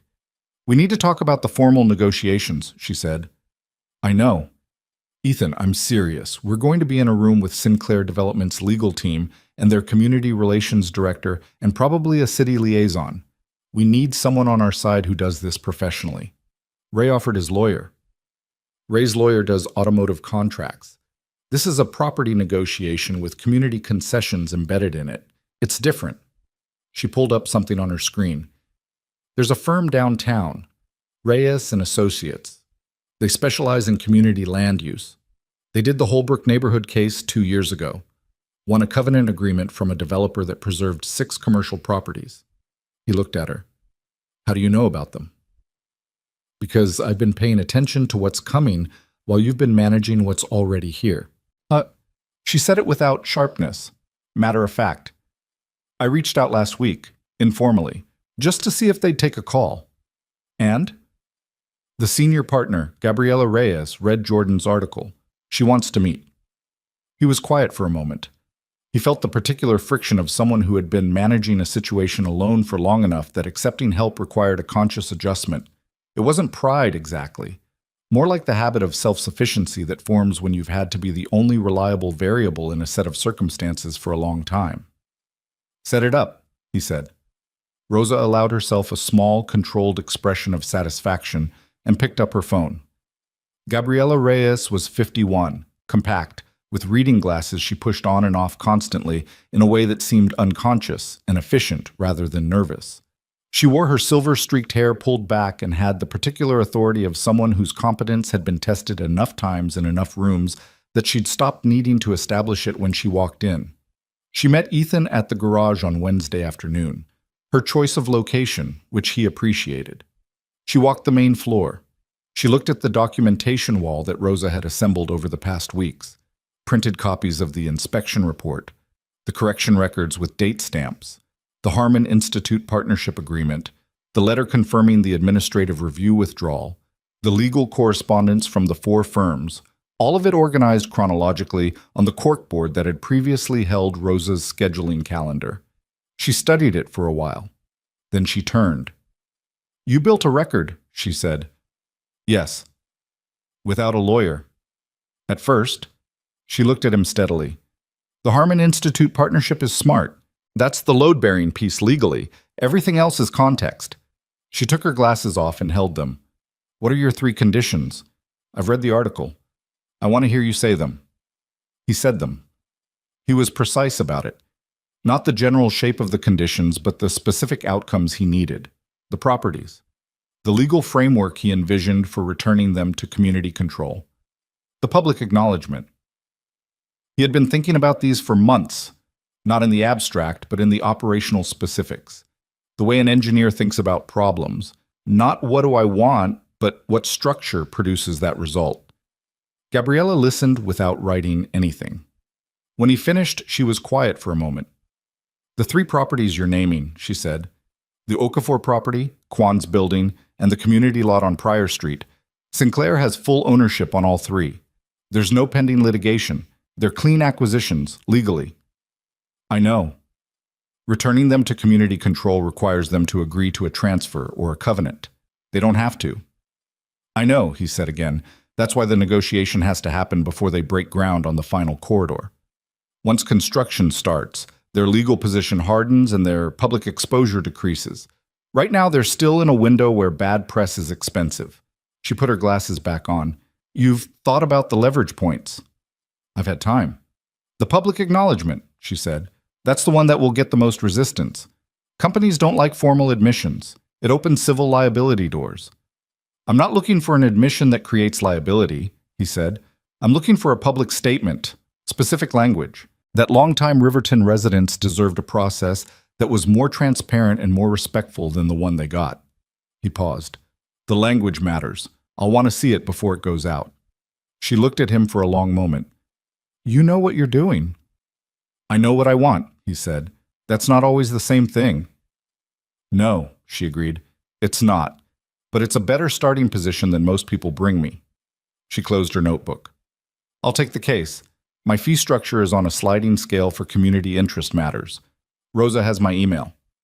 After she left, Rosa said, "I like her." "She's good," Ethan said. "She didn't flatter you once. That's why she's good."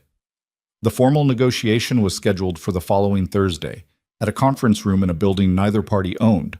Neutral ground, Gabriella's insistence. In the 10 days between Gabriella's garage visit and the meeting, several things moved. The Harmon Institute documents were filed with the city's development office on Wednesday, creating the formal record of research activity at the Mercer's auto site.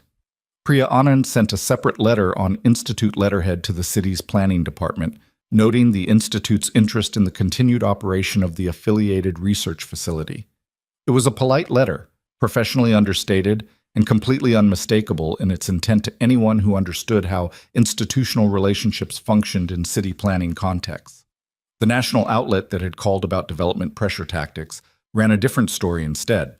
They had pivoted to a broader piece about community displacement in mid-sized American cities, in which Riverton was mentioned as a case study alongside 4 other cities. Ethan was quoted in 3 paragraphs. Victoria's name appeared once, attributed to public records. The story was fair and unflattering to no one individually, which was somehow more uncomfortable for Sinclair Development than a direct attack would have been. Jordan Macy published a follow-up piece about the Harmon Institute partnership. It was shorter than the original, 600 words, but it ran with a photograph she'd taken on her second visit. Ethan, at the work table in the back room, bent over the circuit diagrams, the prototype visible behind him in the soft, climate-controlled light. The photograph communicated something that the words around it couldn't quite say directly. That whatever was happening in this garage, it was real, and it was not finished, and it had not been stopped. The photograph was shared 4,300 times in the first 24 hours. Isabel Sinclair apparently sent it to 3 people from her school with the message, "My mom is trying to shut this down. It's actually kind of insane." This according to Rosa, who had discovered it through the circuitous route of a friend's teenager who went to St. Catherine's. Ethan filed this information under things he did not need to act on and moved forward. Ray called on the Tuesday before the negotiation. "The Swiss Museum," he said without preamble. "I know," Ethan said. "They've been patient, but they want an answer. They've got an exhibition space opening in the fall, and they want the green car for the inaugural show." "A loan agreement," Ethan said. "Not a sale. The car comes back." "They understand that. They've done it before. They have 6 vehicles on extended loan from private owners. The arrangement is clean." He thought about the dark green car sitting in the back room under its climate-controlled lighting. He thought about the barn in Kentucky where he'd found it, a collapsed outbuilding behind an abandoned farmhouse, the car half buried under a collapsed section of roof, 6 inches of accumulated debris on the hood. He had spent 14 months bringing it back to what it had been. He knew every seam of it. He thought about Kara, who had never been to Switzerland, who had wanted to go, who had a photograph of the Alps on the wall of their old apartment that she'd torn from a magazine when she was 23 and kept moving with them from place to place because she said it reminded her that there was still a lot of world she hadn't seen yet. "Okay," he said. Okay meaning call them, set up the loan agreement, send it to Gabriela Reyes for review before I sign anything." "Done." Ray paused. "You sure?" "It's not a sale," Ethan said. "It comes back." "It comes back," Ray confirmed. He sat with the phone for a moment after the call ended. He was sitting in the back room. He came in here sometimes in the evenings when the garage was closed, not always to work, sometimes just to think in the presence of the things that mattered most to him. The prototype sat at the far end. The rest of the collection was arranged the way it always was, each car in its place, the lighting set low. He thought about the calibration problem. Webb's idea about the sensor array had opened a door he'd been standing in front of for months, but walking through it required components he was still waiting on. A specific processor that had to be sourced through a specialty manufacturer in Portland who was running on a 10-week lead time. 10 weeks. After everything else, 10 weeks felt almost manageable. He thought about Lily, asleep at Mrs. Patterson's because it was late and he'd lost track of time again. He'd do better about that. He kept saying he'd do better about that. He thought about Kara, the way he thought about her in this room more than anywhere. Not with the acute grief of the first year, which had been like walking with something broken inside that moved when you moved, but with a quieter missing, more like a permanent shift in the shape of things. She would have had thoughts about all of this. Sharp, structural thoughts, delivered without ceremony. She would have liked Gabriela Reyes. She would have been exasperated by Ray in a fond way. She would have had complicated feelings about Victoria Sinclair that she would have worked through out loud at the kitchen table at 11 o'clock at night, while Ethan made tea and listened. He missed her in the specific way that you miss someone who was better at certain things than you were, and who is therefore missed not just as a person, but as a capability, an entire way of seeing that left with them. He turned off the light and went home. The negotiation happened on a gray Thursday morning in a conference room on the 14th floor of a building downtown. The table was long, and the chairs were the kind that adjusted too many ways. Coffee had been set out by someone and was already lukewarm by the time everyone settled. Gabriela sat beside Ethan. Across the table, Sandra Park, Sinclair Development's general counsel, Claire Nguyen, a property attorney named Howard Fells, who had the practiced blankness of someone who had been in many rooms like this, and Victoria Sinclair. No Daniel today. His absence was a choice, Ethan thought. Victoria positioning herself as the decision-maker in the room, removing the buffer, which was either confidence or vulnerability, and possibly both. Sandra Park opened. She was precise and professional and laid out Sinclair Development's current position clearly.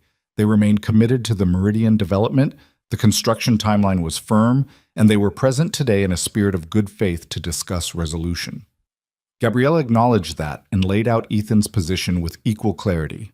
The garage was not for sale, the research partnership was established and operational, and the discussion today was not about the building but about the neighborhood.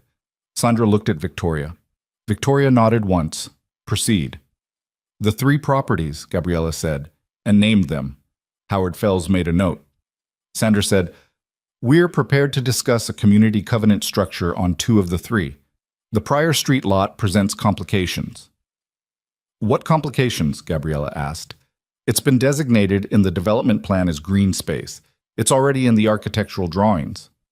Ethan spoke for the first time. "Then put the green space there. That's not the issue. The issue is who controls what happens to it.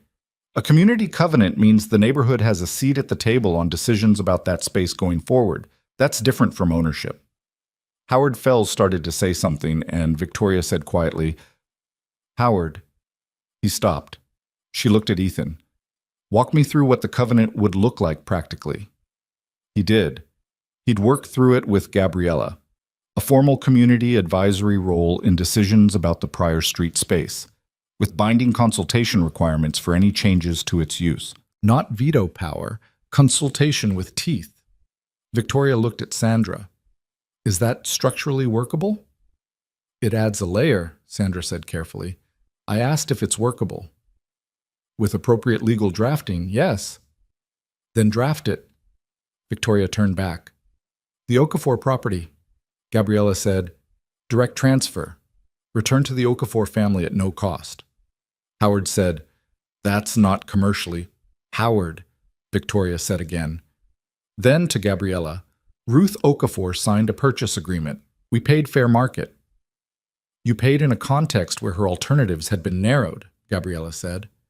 Not aggressively, flatly, stating a position. Victoria looked at the table for a moment. She turned her coffee cup a quarter turn. "If we offer the property back at the original purchase price, she can buy it back for what we paid. Is that the structure?" Gabriella glanced at Ethan. He gave the smallest nod. "That would satisfy the condition on the Okafor property," Gabriella said. "We'd need Ruth Okafor to agree," Victoria said. "I've spoken with her," Ethan said. "She'll agree." Something moved in Victoria's face. Not surprise, exactly, but the adjustment of someone who keeps discovering that Ethan had already covered the ground she thought she was walking into first. "You spoke to her?" "Last week," he said. "She's been renting the house back from the holding company your acquisition subsidiary put it under. She wants to come home." A silence settled over the table. Not uncomfortable, more like the silence of a room in which something real has just been said and everyone is letting it land before moving on. Sandra spoke carefully. "We'd have to route the transfer through the subsidiary. It's technically a sale, just at a specific price. There are tax implications." "That's your problem," Gabriella said pleasantly. Sandra looked at Victoria. Victoria said, "Work it out." Kwan's building was harder. The tile shop had been emptied and the space was already part of the construction footprint. The building itself had been stripped internally. Dennis Kwan didn't want the building back. He'd moved his operation to another neighborhood and was rebuilding there. What he wanted, and what Ethan had spoken to him about, was something different. A formal acknowledgement that the pressure on his silent partner had been deliberate, and compensation for the commercial losses he'd sustained in the period when the violations were being leveraged. This was the part that Sandra Park's jaw got tight about. "We're not in a position to admit liability for—" "Nobody's asking for a liability admission," Gabriella said. "We're asking for a settlement payment described as a goodwill gesture in support of small business continuity in the Riverton Development Zone. You've done similar things on other projects. I pulled 3 examples." She slid a document across the table. Sandra picked it up. Howard looked at it over her shoulder. Victoria watched. "The amount?" Sandra asked. Gabriella said a number. Howard made a sound that was almost but not quite a response. "It's within the range of what you've paid in similar contexts," Gabriella said calmly, "and significantly less than what a civil action would cost you in legal fees alone, assuming the documentation trail on the violations became part of the discovery." The word discovery did the work it was supposed to do. Sandra put the document down. We'd need to discuss internally. Of course, Gabriella said. We'll take a break. During the break, Ethan and Gabriella stood in the hallway outside the conference room with cups of coffee that were better than the ones inside. Rosa had texted him twice, once to ask how it was going, and once to say that the Portland processor manufacturer had moved their delivery estimate up to 6 weeks. He stared at the second message for a moment. 6 weeks. He put his phone away. The Quan settlement is going to take another session, Gabriella said. They'll agree. The number is right. But they need to feel like they had a negotiation, not a corner. Fine, he said. The public acknowledgement is next, she said. That's going to be the longest part. I know. She looked at him. You're not in a hurry. I've been in a hurry for 2 years, he said. It hasn't helped. She sipped her coffee. Your conditions are going to hold. I want you to know that. Sandra Park is smart and Howard Fells is thorough, but they're operating in a context that has already shifted against them. The documentation, the institute, the press coverage. You built a structure before you walked into this room. That matters. I know it matters, he said. I'm still going to feel better when it's signed. Spoken like an engineer, she said. When they went back in, Victoria had rearranged herself slightly in her chair, a small physical shift that Ethan read as someone who had used the break to make a decision and was now settled into it. The Quan settlement, she said before Sandra could speak. We'll do it. Not at the number Gabriella named, but I'll authorize Sandra to get within 10%. She looked at Ethan. I want the details of the documentation trail, the violations leverage, to stay out of any public statement around the settlement. Ethan looked at Gabriella. She gave a small, precise nod. This was acceptable. This had been anticipated. Agreed, Ethan said. Victoria inhaled. The public acknowledgement. She had a paper in front of her, a printed draft he could see, though not what it said. My communications team drafted language. I want you to read it before we discuss it. Sandra slid the paper across to Gabriella, who read it and passed it to Ethan. The language was careful, professionally drafted. It acknowledged that Sinclair Development had moved quickly through the Riverton acquisition process and that some residents had experienced the process as impersonal and insufficient. It expressed the company's commitment to a more collaborative approach in the second phase of the development. It said the company valued the character and history of Riverton. It did not say anything about the inspection tactics. It did not say anything about pressure applied to holdouts. It was not dishonest. But it was incomplete in the specific way that statements become incomplete when the people drafting them are trying to acknowledge something without naming it. Ethan put it down. This isn't what I asked for, he said. Victoria met his eyes. Tell me what you want changed. The part about residents experiencing the process as impersonal, he said. I want it to say that residents deserved a process that was more transparent and that mistakes were made that affected people's choices. Not some residents experienced. That puts it on how people felt. I want it to acknowledge that things happened that shouldn't have. He paused. Not in legal language. In plain English. Sandra started to speak. Victoria put her hand flat on the table, not sharply, just a clear signal to wait. She looked at Ethan for a long time. He held it. He wasn't going to move on this. He had thought about it for long enough, in enough late evenings in the garage and at the kitchen table after Lily went to bed, to be certain of it. The language was the thing. The language was what made it real instead of managed. If we include that language, Victoria said, it will be reported. Yes, he said. It will look like an admission. It will look like an honest statement, he said, which is different. She looked at Sandra. Sandra's face said, I advise against this. Her face said it clearly, professionally, without words, in the language of counsel to client that exists entirely in expression and posture. Victoria looked back at Ethan. Give me your language, she said. What you'd want it to say. Exactly. He had written it. Of course he had. He reached into the folder in front of him and slid a single page across the table. She read it. It was short. 4 sentences. He had spent a week on 4 sentences, the way you spend a week on things that have to carry weight. She read it twice. She set it down. She didn't look at Sandra. She didn't look at Howard. She looked at Ethan and said, "All right." The room was quiet for a moment. Sandra said, "Victoria?" I said, "All right, Sandra." Her voice was calm, decided. "We'll use his language. With minor grammatical review, nothing substantive." She looked at Ethan. "I want one addition, one sentence at the end, about the future of the development." Gabriella said, "We'd review the addition." "Of course." Victoria picked up her pen and wrote on the draft.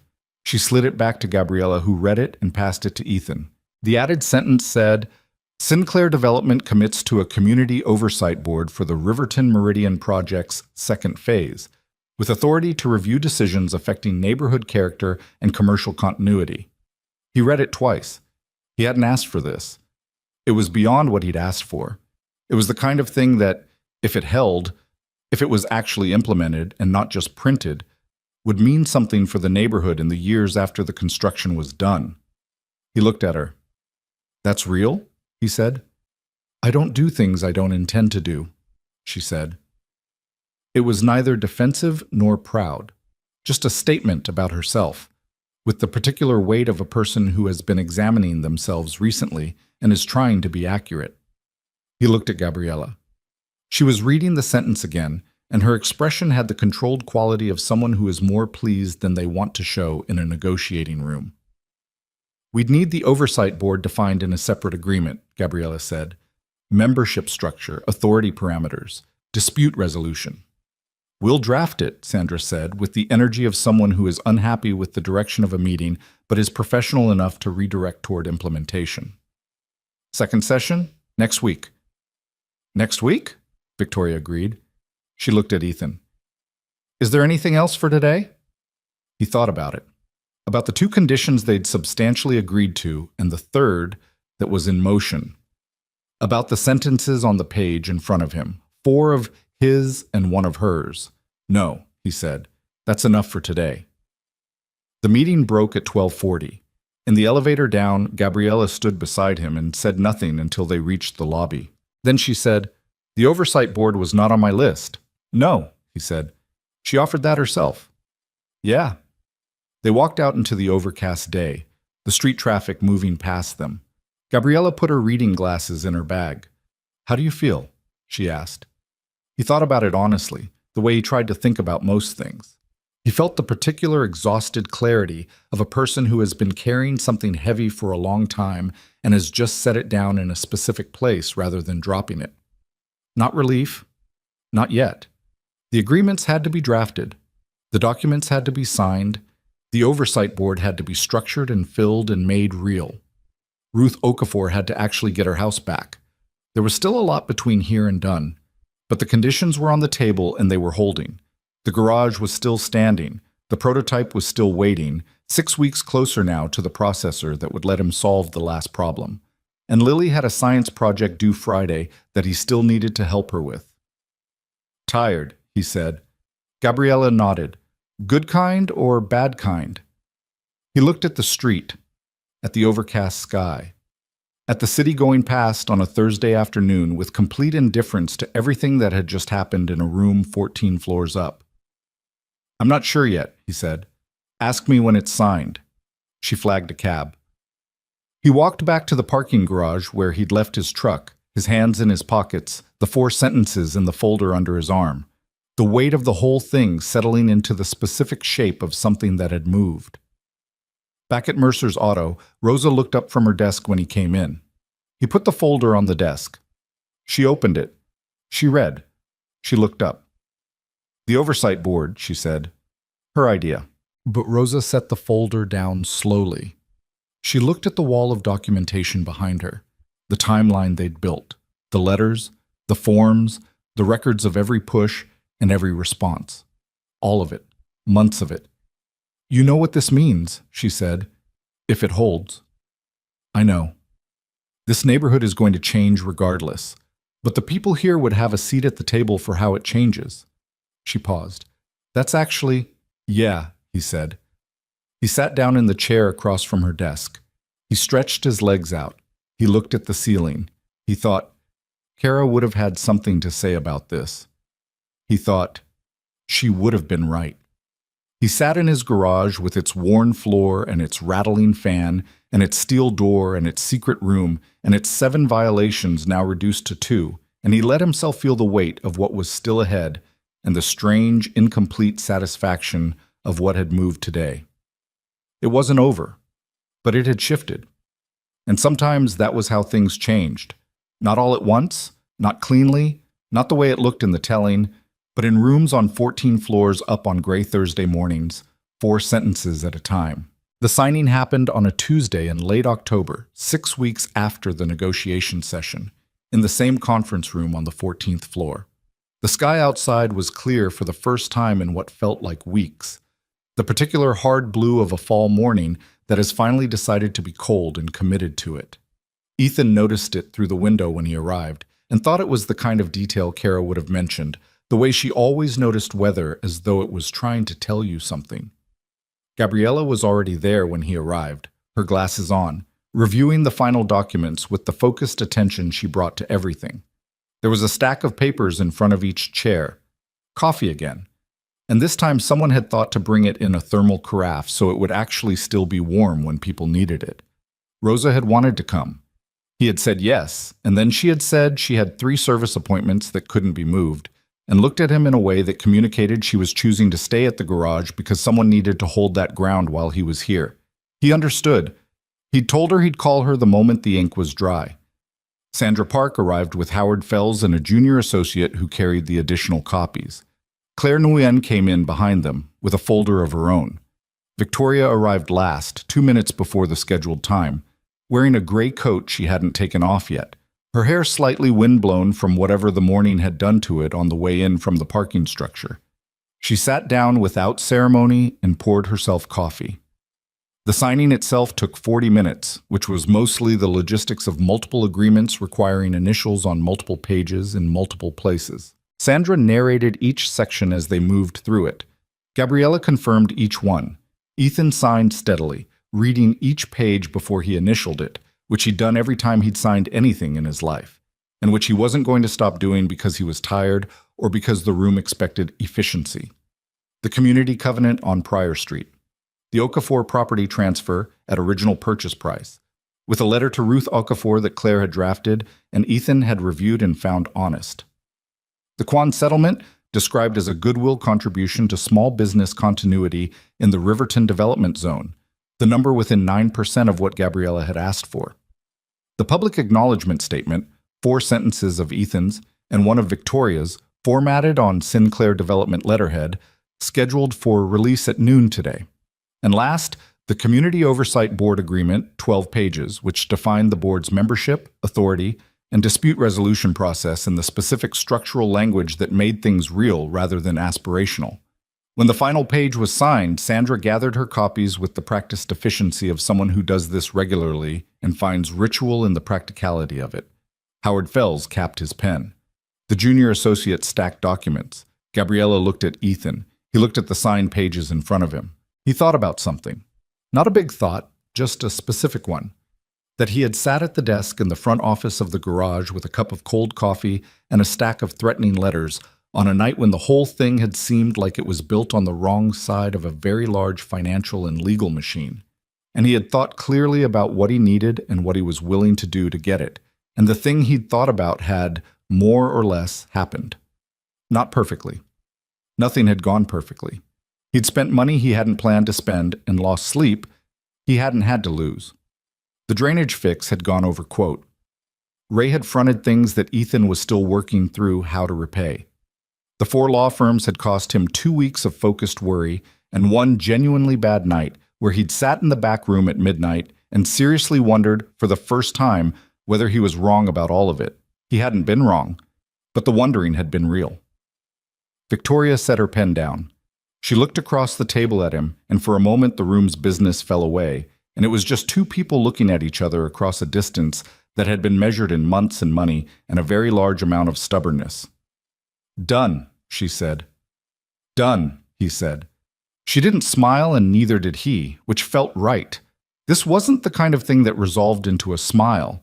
It resolved into a fact a set of signed documents that would go into filing systems and generate action items and eventually produce real changes in real places. The smile was beside the point.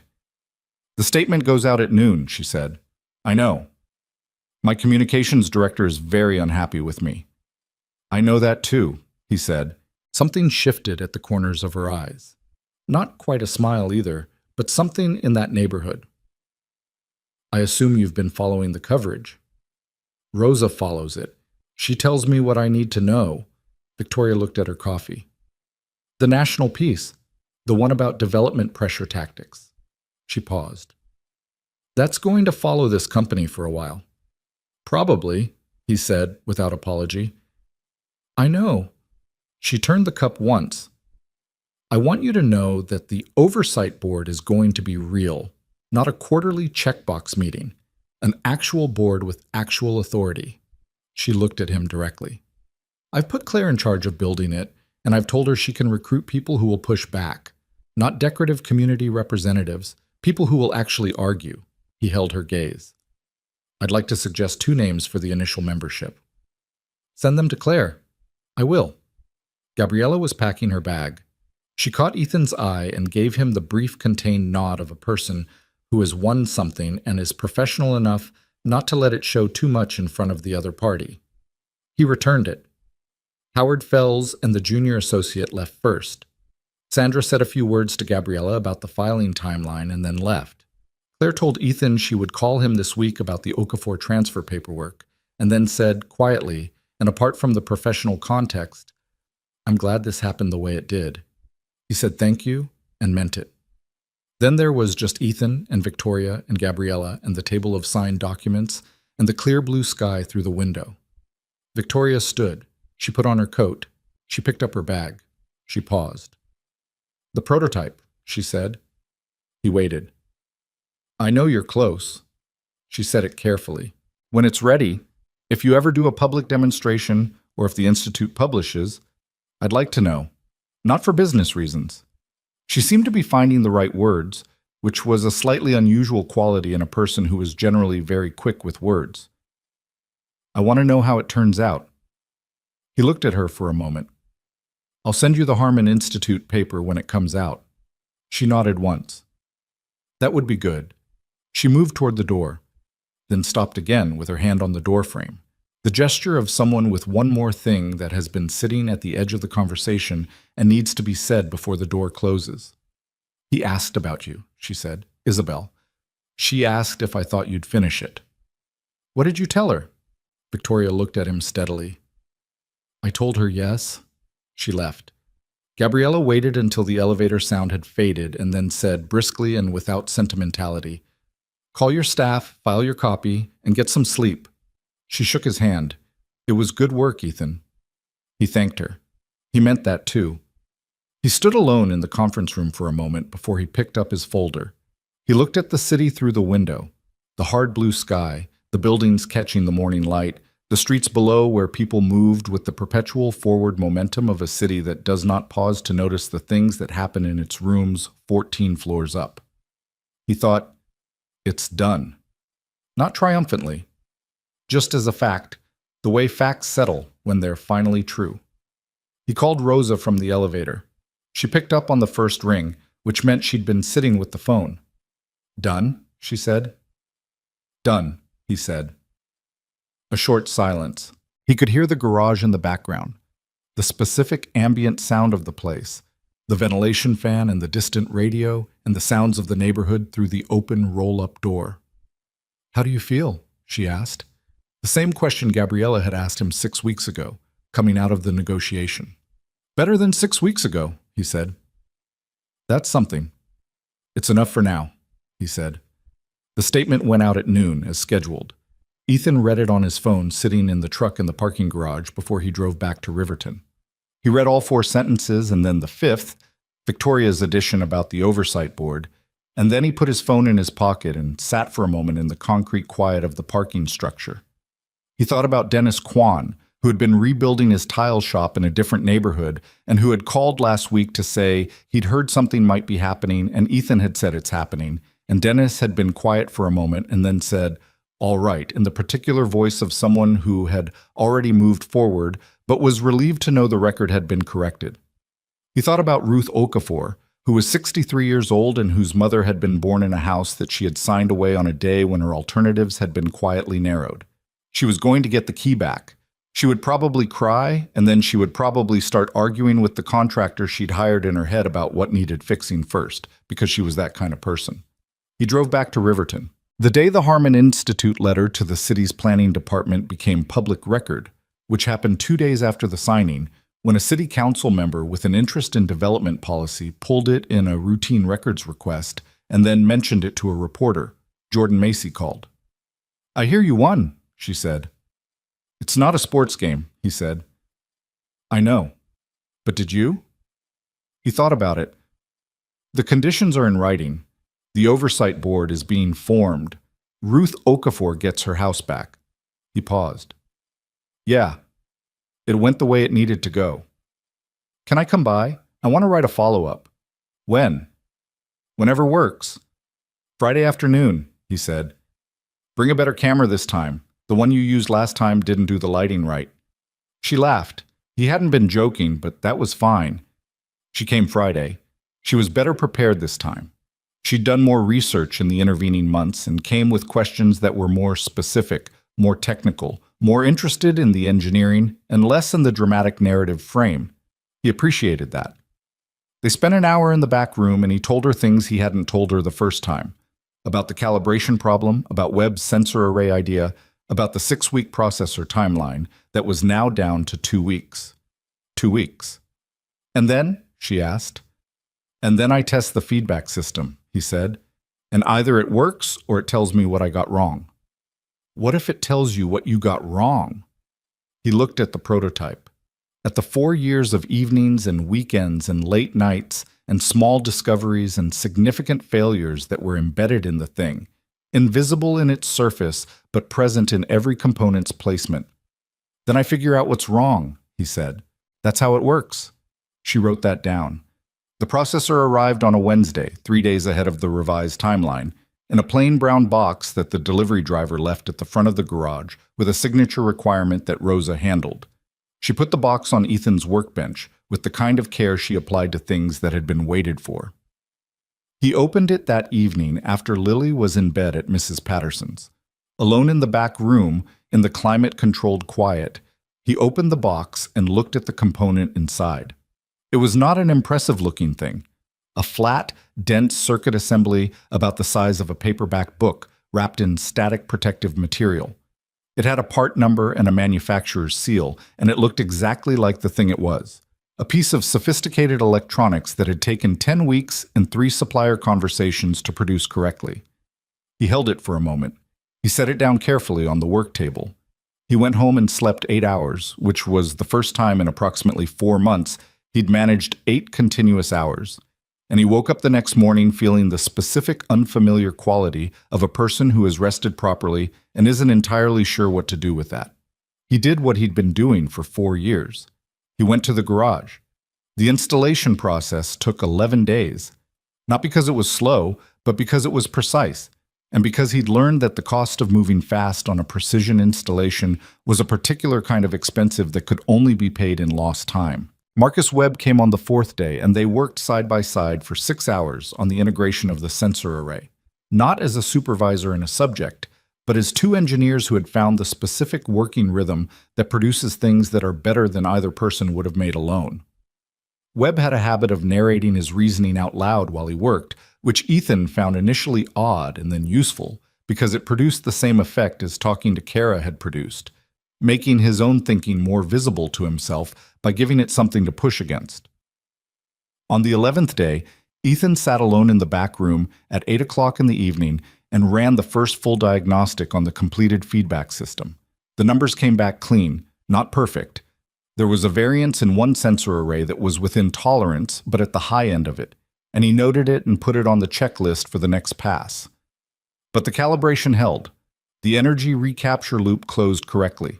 The computational architecture ran the way it was supposed to run, which was the way he had designed it to run, which was the way he had known it could run years ago in the evenings of a different life when he was drawing it out on paper at a kitchen table while Kara brought him coffee. He sat with it for a long time. He didn't jump up. He didn't call anyone. He sat in the quiet room with the numbers on the screen and the prototype in front of him, and he let it be real at whatever pace it needed to be real.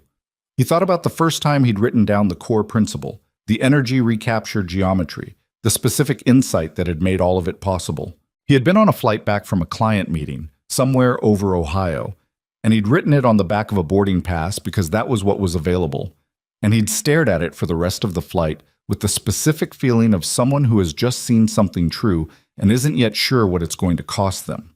It had cost him. In time and money and sleep, and the specific wear of carrying something heavy for a long time without being able to set it down. It had cost him in the harder currency, too. The nights when Lily asked why he was going back to the garage again after dinner, and he said, "I have something to finish, Bug," and she accepted it with the particular patience of a child who understands that there are things in her parent's life she isn't entirely inside yet. He would do better about dinner. He would actually do better now that this specific weight had shifted. He stood. He checked the climate control. He turned off the diagnostic screen.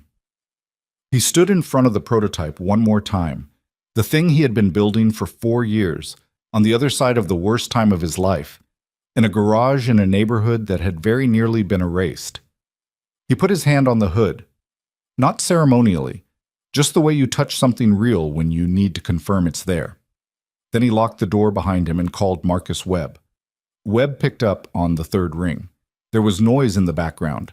He was somewhere social. "Ethan?" "The diagnostic ran clean," Ethan said. A silence. The background noise faded, which meant Webb had moved away from wherever he was. "The full system?" Webb said. "Full system. Calibration held. There's one sensor variance I'm noting, but it's within tolerance." Another silence. Then Webb said, "When can I come?" "Monday," Ethan said. "We'll run it again with you here. I want an independent set of eyes on the data before we report to the Institute. I'll be there at 9. A pause. "Ethan, this is—" "I know," he said. "Do you understand what this means for the—" "I know," he said again, not impatiently. Just with the specific quality of someone who has lived with an idea long enough that they don't need it explained to them at the moment it becomes real. Monday at 9. He walked home under the October sky, his hands in his pockets. The neighborhood was quiet at this hour. A few lights in windows, a car moving slowly down Pryor Street, the distant sound of something mechanical from the direction of the main road. In a few months, the first phase of the Meridian development would be visible from here, the glass of new towers catching the afternoon light from the north end of the district. He'd seen the updated plans. The green space on Pryor Street was in them, correctly positioned, with a notation about community advisory oversight that was the direct result of 12 pages of signed agreement. The neighborhood was going to change. He had known that from the beginning, had never been under the illusion that one man in one garage could stop what $2 billion set in motion. That had never been the point. The point was how it changed, and who had a voice in it, and whether the people who had been here were treated like an inconvenience, or like people whose lives and histories were part of what the place actually was. He turned onto his street.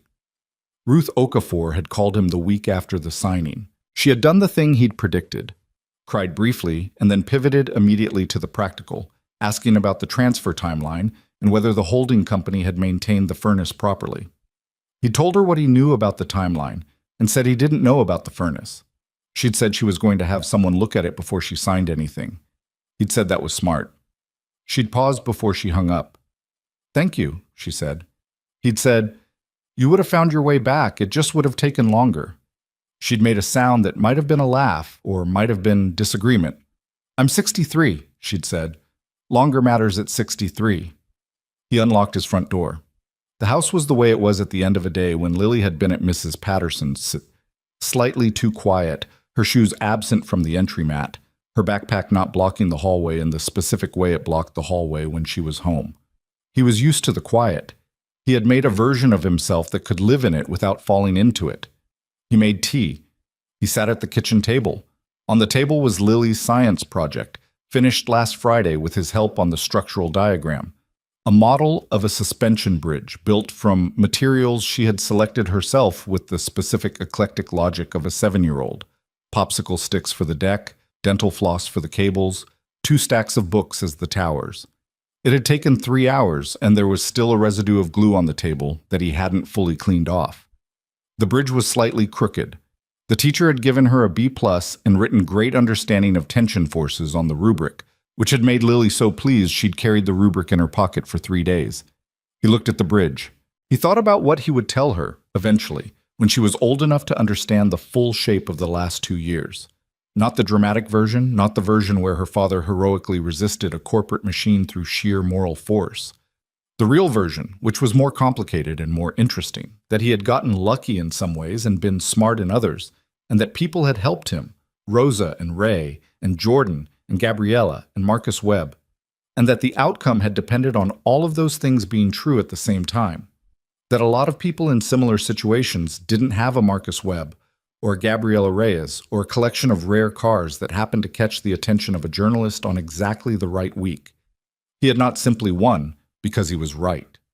He had won because he was right, and he had built the right structure, and he had done it in a context where the particular combination of factors happened to break his way. That mattered. The distinction between deserving an outcome and achieving it was real, and confusing them was the kind of mistake that made people into worse versions of themselves. He would tell Lily that. Not yet, but eventually. He thought about Victoria. He thought about her in the way that you think about someone who has been, in sequence, an adversary and a complication, and finally, something that didn't have a clean category.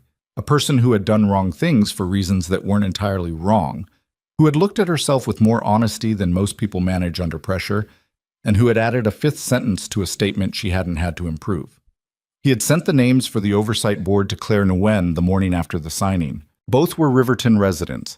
A woman named Patricia Solis, who ran the neighborhood association and had been fighting city council on the pothole issue for 9 years, and had the particular energy of someone who fights because they're good at it, not because they expect to win. And an older man named George Tillman, who had owned a print shop 2 blocks from the garage for 30 years, and whose opinion on the character of the neighborhood was the kind of thing that took decades to earn. Claire had called back the same day to say both had been approached and both had agreed. Good, he had thought. They'll push back. That was the point. The oversight board had its first formal meeting scheduled for November. He would not be on it. He had been asked by Claire, and he had said no. His presence would make it about him, and it needed to be about the neighborhood. His role had been to make the board exist. Other people's job was to fill it with the right work. He finished his tea. He washed the cup. He stood at the kitchen window and looked at the backyard in the October dark. The small, neglected lawn he kept meaning to reseed. The fence that needed a board replaced on the east side. The oak tree that Lily had decided last spring was haunted and now had a full set of lore about it that she updated occasionally with new information. He thought about Kara one more time, one more specific time. He thought about what she had said, the last clear conversation they'd had, when she was still herself enough to have it, lying in the hospital bed with the particular directness she'd always had, stripped down to only what mattered by the narrowing of everything. Don't build a shrine, Ethan. That's not the same as remembering. Just keep going and take me with you. He had tried. Some days better than others. Some days the garage felt like a shrine, no matter what he told himself. Some days Lily looked at him with her mother's eyes from across the dinner table, and he had to work to stay present rather than falling into the loss of what the eyes reminded him of. But he had kept going. He had taken her with him. She was in every decision he'd made in that building, not in a sentimental way, but in the structural way, the way a foundation is present in everything built on it, without being visible in the finished surface. The prototype was finished. The garage was standing. Ruth Okafor was going home. The neighborhood had a voice in what happened next, and Lily's slightly crooked suspension bridge sat on the kitchen table, dental floss cables holding the popsicle stick deck in a configuration that understood tension forces even if it couldn't quite get the geometry straight, and that was enough. That was exactly the right kind of enough. He went to bed. The Harmon Institute published its preliminary research paper 4 months later, in February, in one of the Institute's quarterly research bulletins that generally circulated within academic and engineering industry circles, and was read by approximately 4,000 people who cared about such things. The paper was credited to Ethan Mercer in collaboration with Dr. Marcus Webb and two of the Institute's engineering staff. It described, in the specific dense language of technical research, the architecture and operating principles of the propulsion and energy management system that had been developed at the Riverton facility. It did not use superlatives. It did not make claims about the future of the automotive industry. It described what had been built and how it worked and what the data showed. Within 48 hours, 3 major automotive engineering publications had summarized it in language that was considerably less restrained. Ray called. "Your phone is about to get very busy," he said. "I know," Ethan said. "I mean, people with money. Big money." "I know, Ray. You're going to need a different kind of representation than Gabriela Reyes." "I know that too," he said. "I've already been talking to someone." Ray paused. "You have?"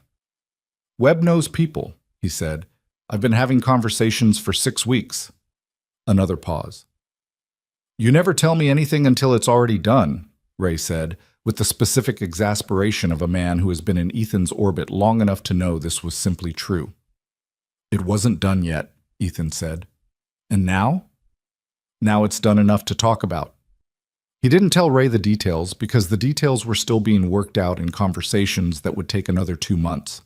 What he would tell him eventually was that the outcome had involved a licensing arrangement, not a sale, not a buyout, not Ethan disappearing into the structure of a large company with his name on a patent and his control transferred to a boardroom. A licensing arrangement, with the Institute as the formal intellectual property holder, that would allow a manufacturing partner to develop the technology while Ethan maintained a specific ongoing role in its application.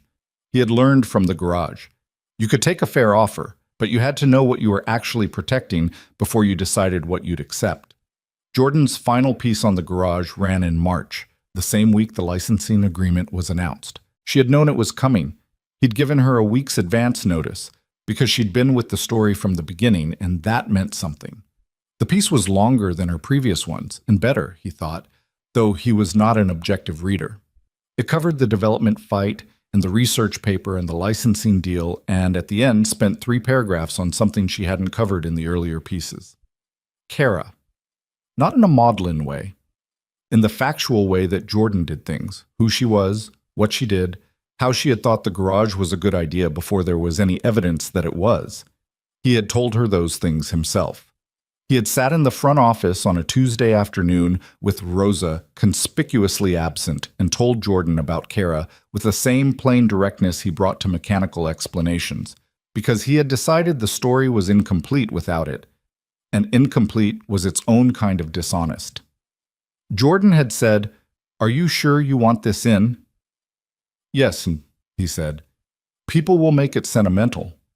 "Some people make everything sentimental," he said. "That doesn't mean you leave it out." The piece ran under a headline he hadn't seen in advance, What Mercer's Auto Was Always Building. He read it at the desk in the front office with Rosa across from him, making a show of doing invoices and not reading over his shoulder, which she absolutely was. When he finished, he put his phone down. Rosa said, without looking up, "Good?" "Yeah," he said. "Good." Spring came to Riverton the way it always came, suddenly and incompletely, a warm week followed by a cold week, followed by 2 warm weeks that finally stuck. The construction on the northern end of the Meridian project had been going since January, the sounds of it audible from the garage on still mornings, the specific deep percussion of heavy machinery working at scale. From the second floor of the building across the street, you could already see the steel framing of what would eventually be the first tower, rising against the sky. The garage sat where it had always sat, faded walls, rusted roof edge, oil-stained apron. The sign above the roll-up door was still mostly bleached to nothing. Ethan had considered repainting it and then decided not to, for reasons he didn't entirely examine. Rosa had hired a second mechanic in February, a young man named Antoine who was 24 and very good with electrical systems, and had found out about the job through the automotive blog coverage and applied with a letter that was 3 sentences long and entirely about his qualifications and 0 sentences about how much he admired what Ethan had done, which was the reason Ethan had called him back. Business was steady, not transformed. The neighborhood's foot traffic was still what it was, and most of the clients were still the same people with the same cars that needed the same kinds of attention. But there were new clients now, people from other parts of the city who came because they'd read the articles or heard the name. Some of them left when they discovered the garage was not a showroom. The ones who stayed were the ones who cared about the work. On a Saturday in April, Ethan was under a truck, a 2005 F-150 with a persistent coolant leak that the owner had been living with for 2 years, when he heard the front door. He rolled out. Victoria Sinclair was standing in the middle of the garage. Alone this time, no SUV visible through the front window, which meant she'd either parked around the corner or come another way. She was wearing a coat, not the fitted executive jacket of her previous visits, but something more ordinary. Her hair was slightly windblown again. "I should have called," she said. "Probably," he agreed. He sat up on the creeper, arms on his knees. "I was in the neighborhood," she said, and then seemed to hear how that sounded because she added, "Actually, I was at the Pryor Street site, the community meeting, first one under the new board." He hadn't known about the meeting, which meant Patricia Solis had run it without thinking she needed to loop in Ethan, which was exactly right. "How'd it go?" "Patricia Solis told my site manager that his preliminary green space plan looked like it was designed by someone who had never actually sat in a park," Victoria said. In those words, he felt something that was close to satisfaction. "That sounds about right." "My site manager is going to hate this board," she said. "Good." She almost smiled. It was closer than before. There had been a series of things that had gotten them incrementally closer to a register of conversation that had actual warmth in it, not just mutual respect and managed conflict. Warmth was different. Warmth took time. "The Okafor property transferred last week," she said. "I thought you'd want to know. Ruth has the key." "She called me," he said. "The furnace is fine, apparently." "Thank God for small mercies," Victoria said, in the way of someone who doesn't mean it religiously, but has the phrase in their vocabulary from somewhere. She looked around the garage. She looked at the steel door in the back. "Is it different?" she said. "In there. Now that it's done?" "Yes." He thought about it honestly, the way he tried to think about everything. "It's quieter," he said. "It was loud in there for a long time. Not literally, but—" He paused. "It was a problem. Now it's a solution. Those are different kinds of rooms." She nodded slowly. "What do you do in there now?" "There's a new problem," he said. She looked at him. "There's always a new problem," he said. Not with exhaustion, with something that was closer to the thing that had kept him going through the whole 2 years. The specific animal appetite for a hard problem, which was maybe the thing he recognized most clearly in himself and which Kara had called, affectionately and accurately, his most reliable quality. "You're going to be fine," she had told him once, "because you can't leave a problem alone. It's annoying sometimes, but it'll keep you moving." She had been right, the way she was usually right. Victoria looked at him for a moment, this man in a work shirt with grease on his forearm sitting on a creeper in the middle of his garage, which was the same building it had always been and was worth something entirely different from what it appeared to be worth, which was, she had come to understand, the central fact of the whole story. "Good," she said, and she meant it. She said goodbye to Rosa, who said goodbye back with the specific warmth of someone who has decided to forgive something without making a ceremony of it. She walked out the front door. Through the window, Ethan watched her go. She turned left on the sidewalk and walked without looking back, toward wherever she'd parked, in the general direction of the Pryor Street site where Patricia Solis had told a site manager his park plan needed work, in the neighborhood that was changing and not changing simultaneously, the way everything changes. Some of it lost, some of it held, the line between them drawn by the people who stayed long enough to have opinions about where it should go. He rolled back under the truck. The coolant leak was in the lower radiator hose, a slow one, the kind that hides itself in normal operating conditions and only announces itself under load. He had found it 20 minutes ago and was now in the process of confirming it before he called the owner, because he didn't like making calls until he was certain. He worked in the familiar quiet of the garage. Antoine was at the other lift, working through something with a timing chain. Rosa was at her desk. The radio played something indistinct. Outside, the spring morning was doing what spring mornings did, moving through its light in the slow, indifferent way of weather that has no investment in what it illuminates. On the other side of the steel door, the prototype sat in its room. Finished. The solution to a problem that had taken years to solve, waiting now in a different way, not for completion, but for what came next, which was its own kind of waiting, which was fine. Some things you build to solve a problem, some things you build to prove something is possible, and some things you build because there is a person who thought it was a good idea, who helped you paint the sign, who said this is where you should be in the clear voice of someone who had thought about it and found it true. And because the truest way you know to honor that is to stay in the place where they were right about you and keep doing the work until it's done. The garage was standing. The work was not finished. That was enough. That was, in the specific way of real things rather than resolved things, exactly enough. He tightened the clamp. He noted it. He rolled out and reached for his phone to call the owner. Outside, Riverton went about its Saturday.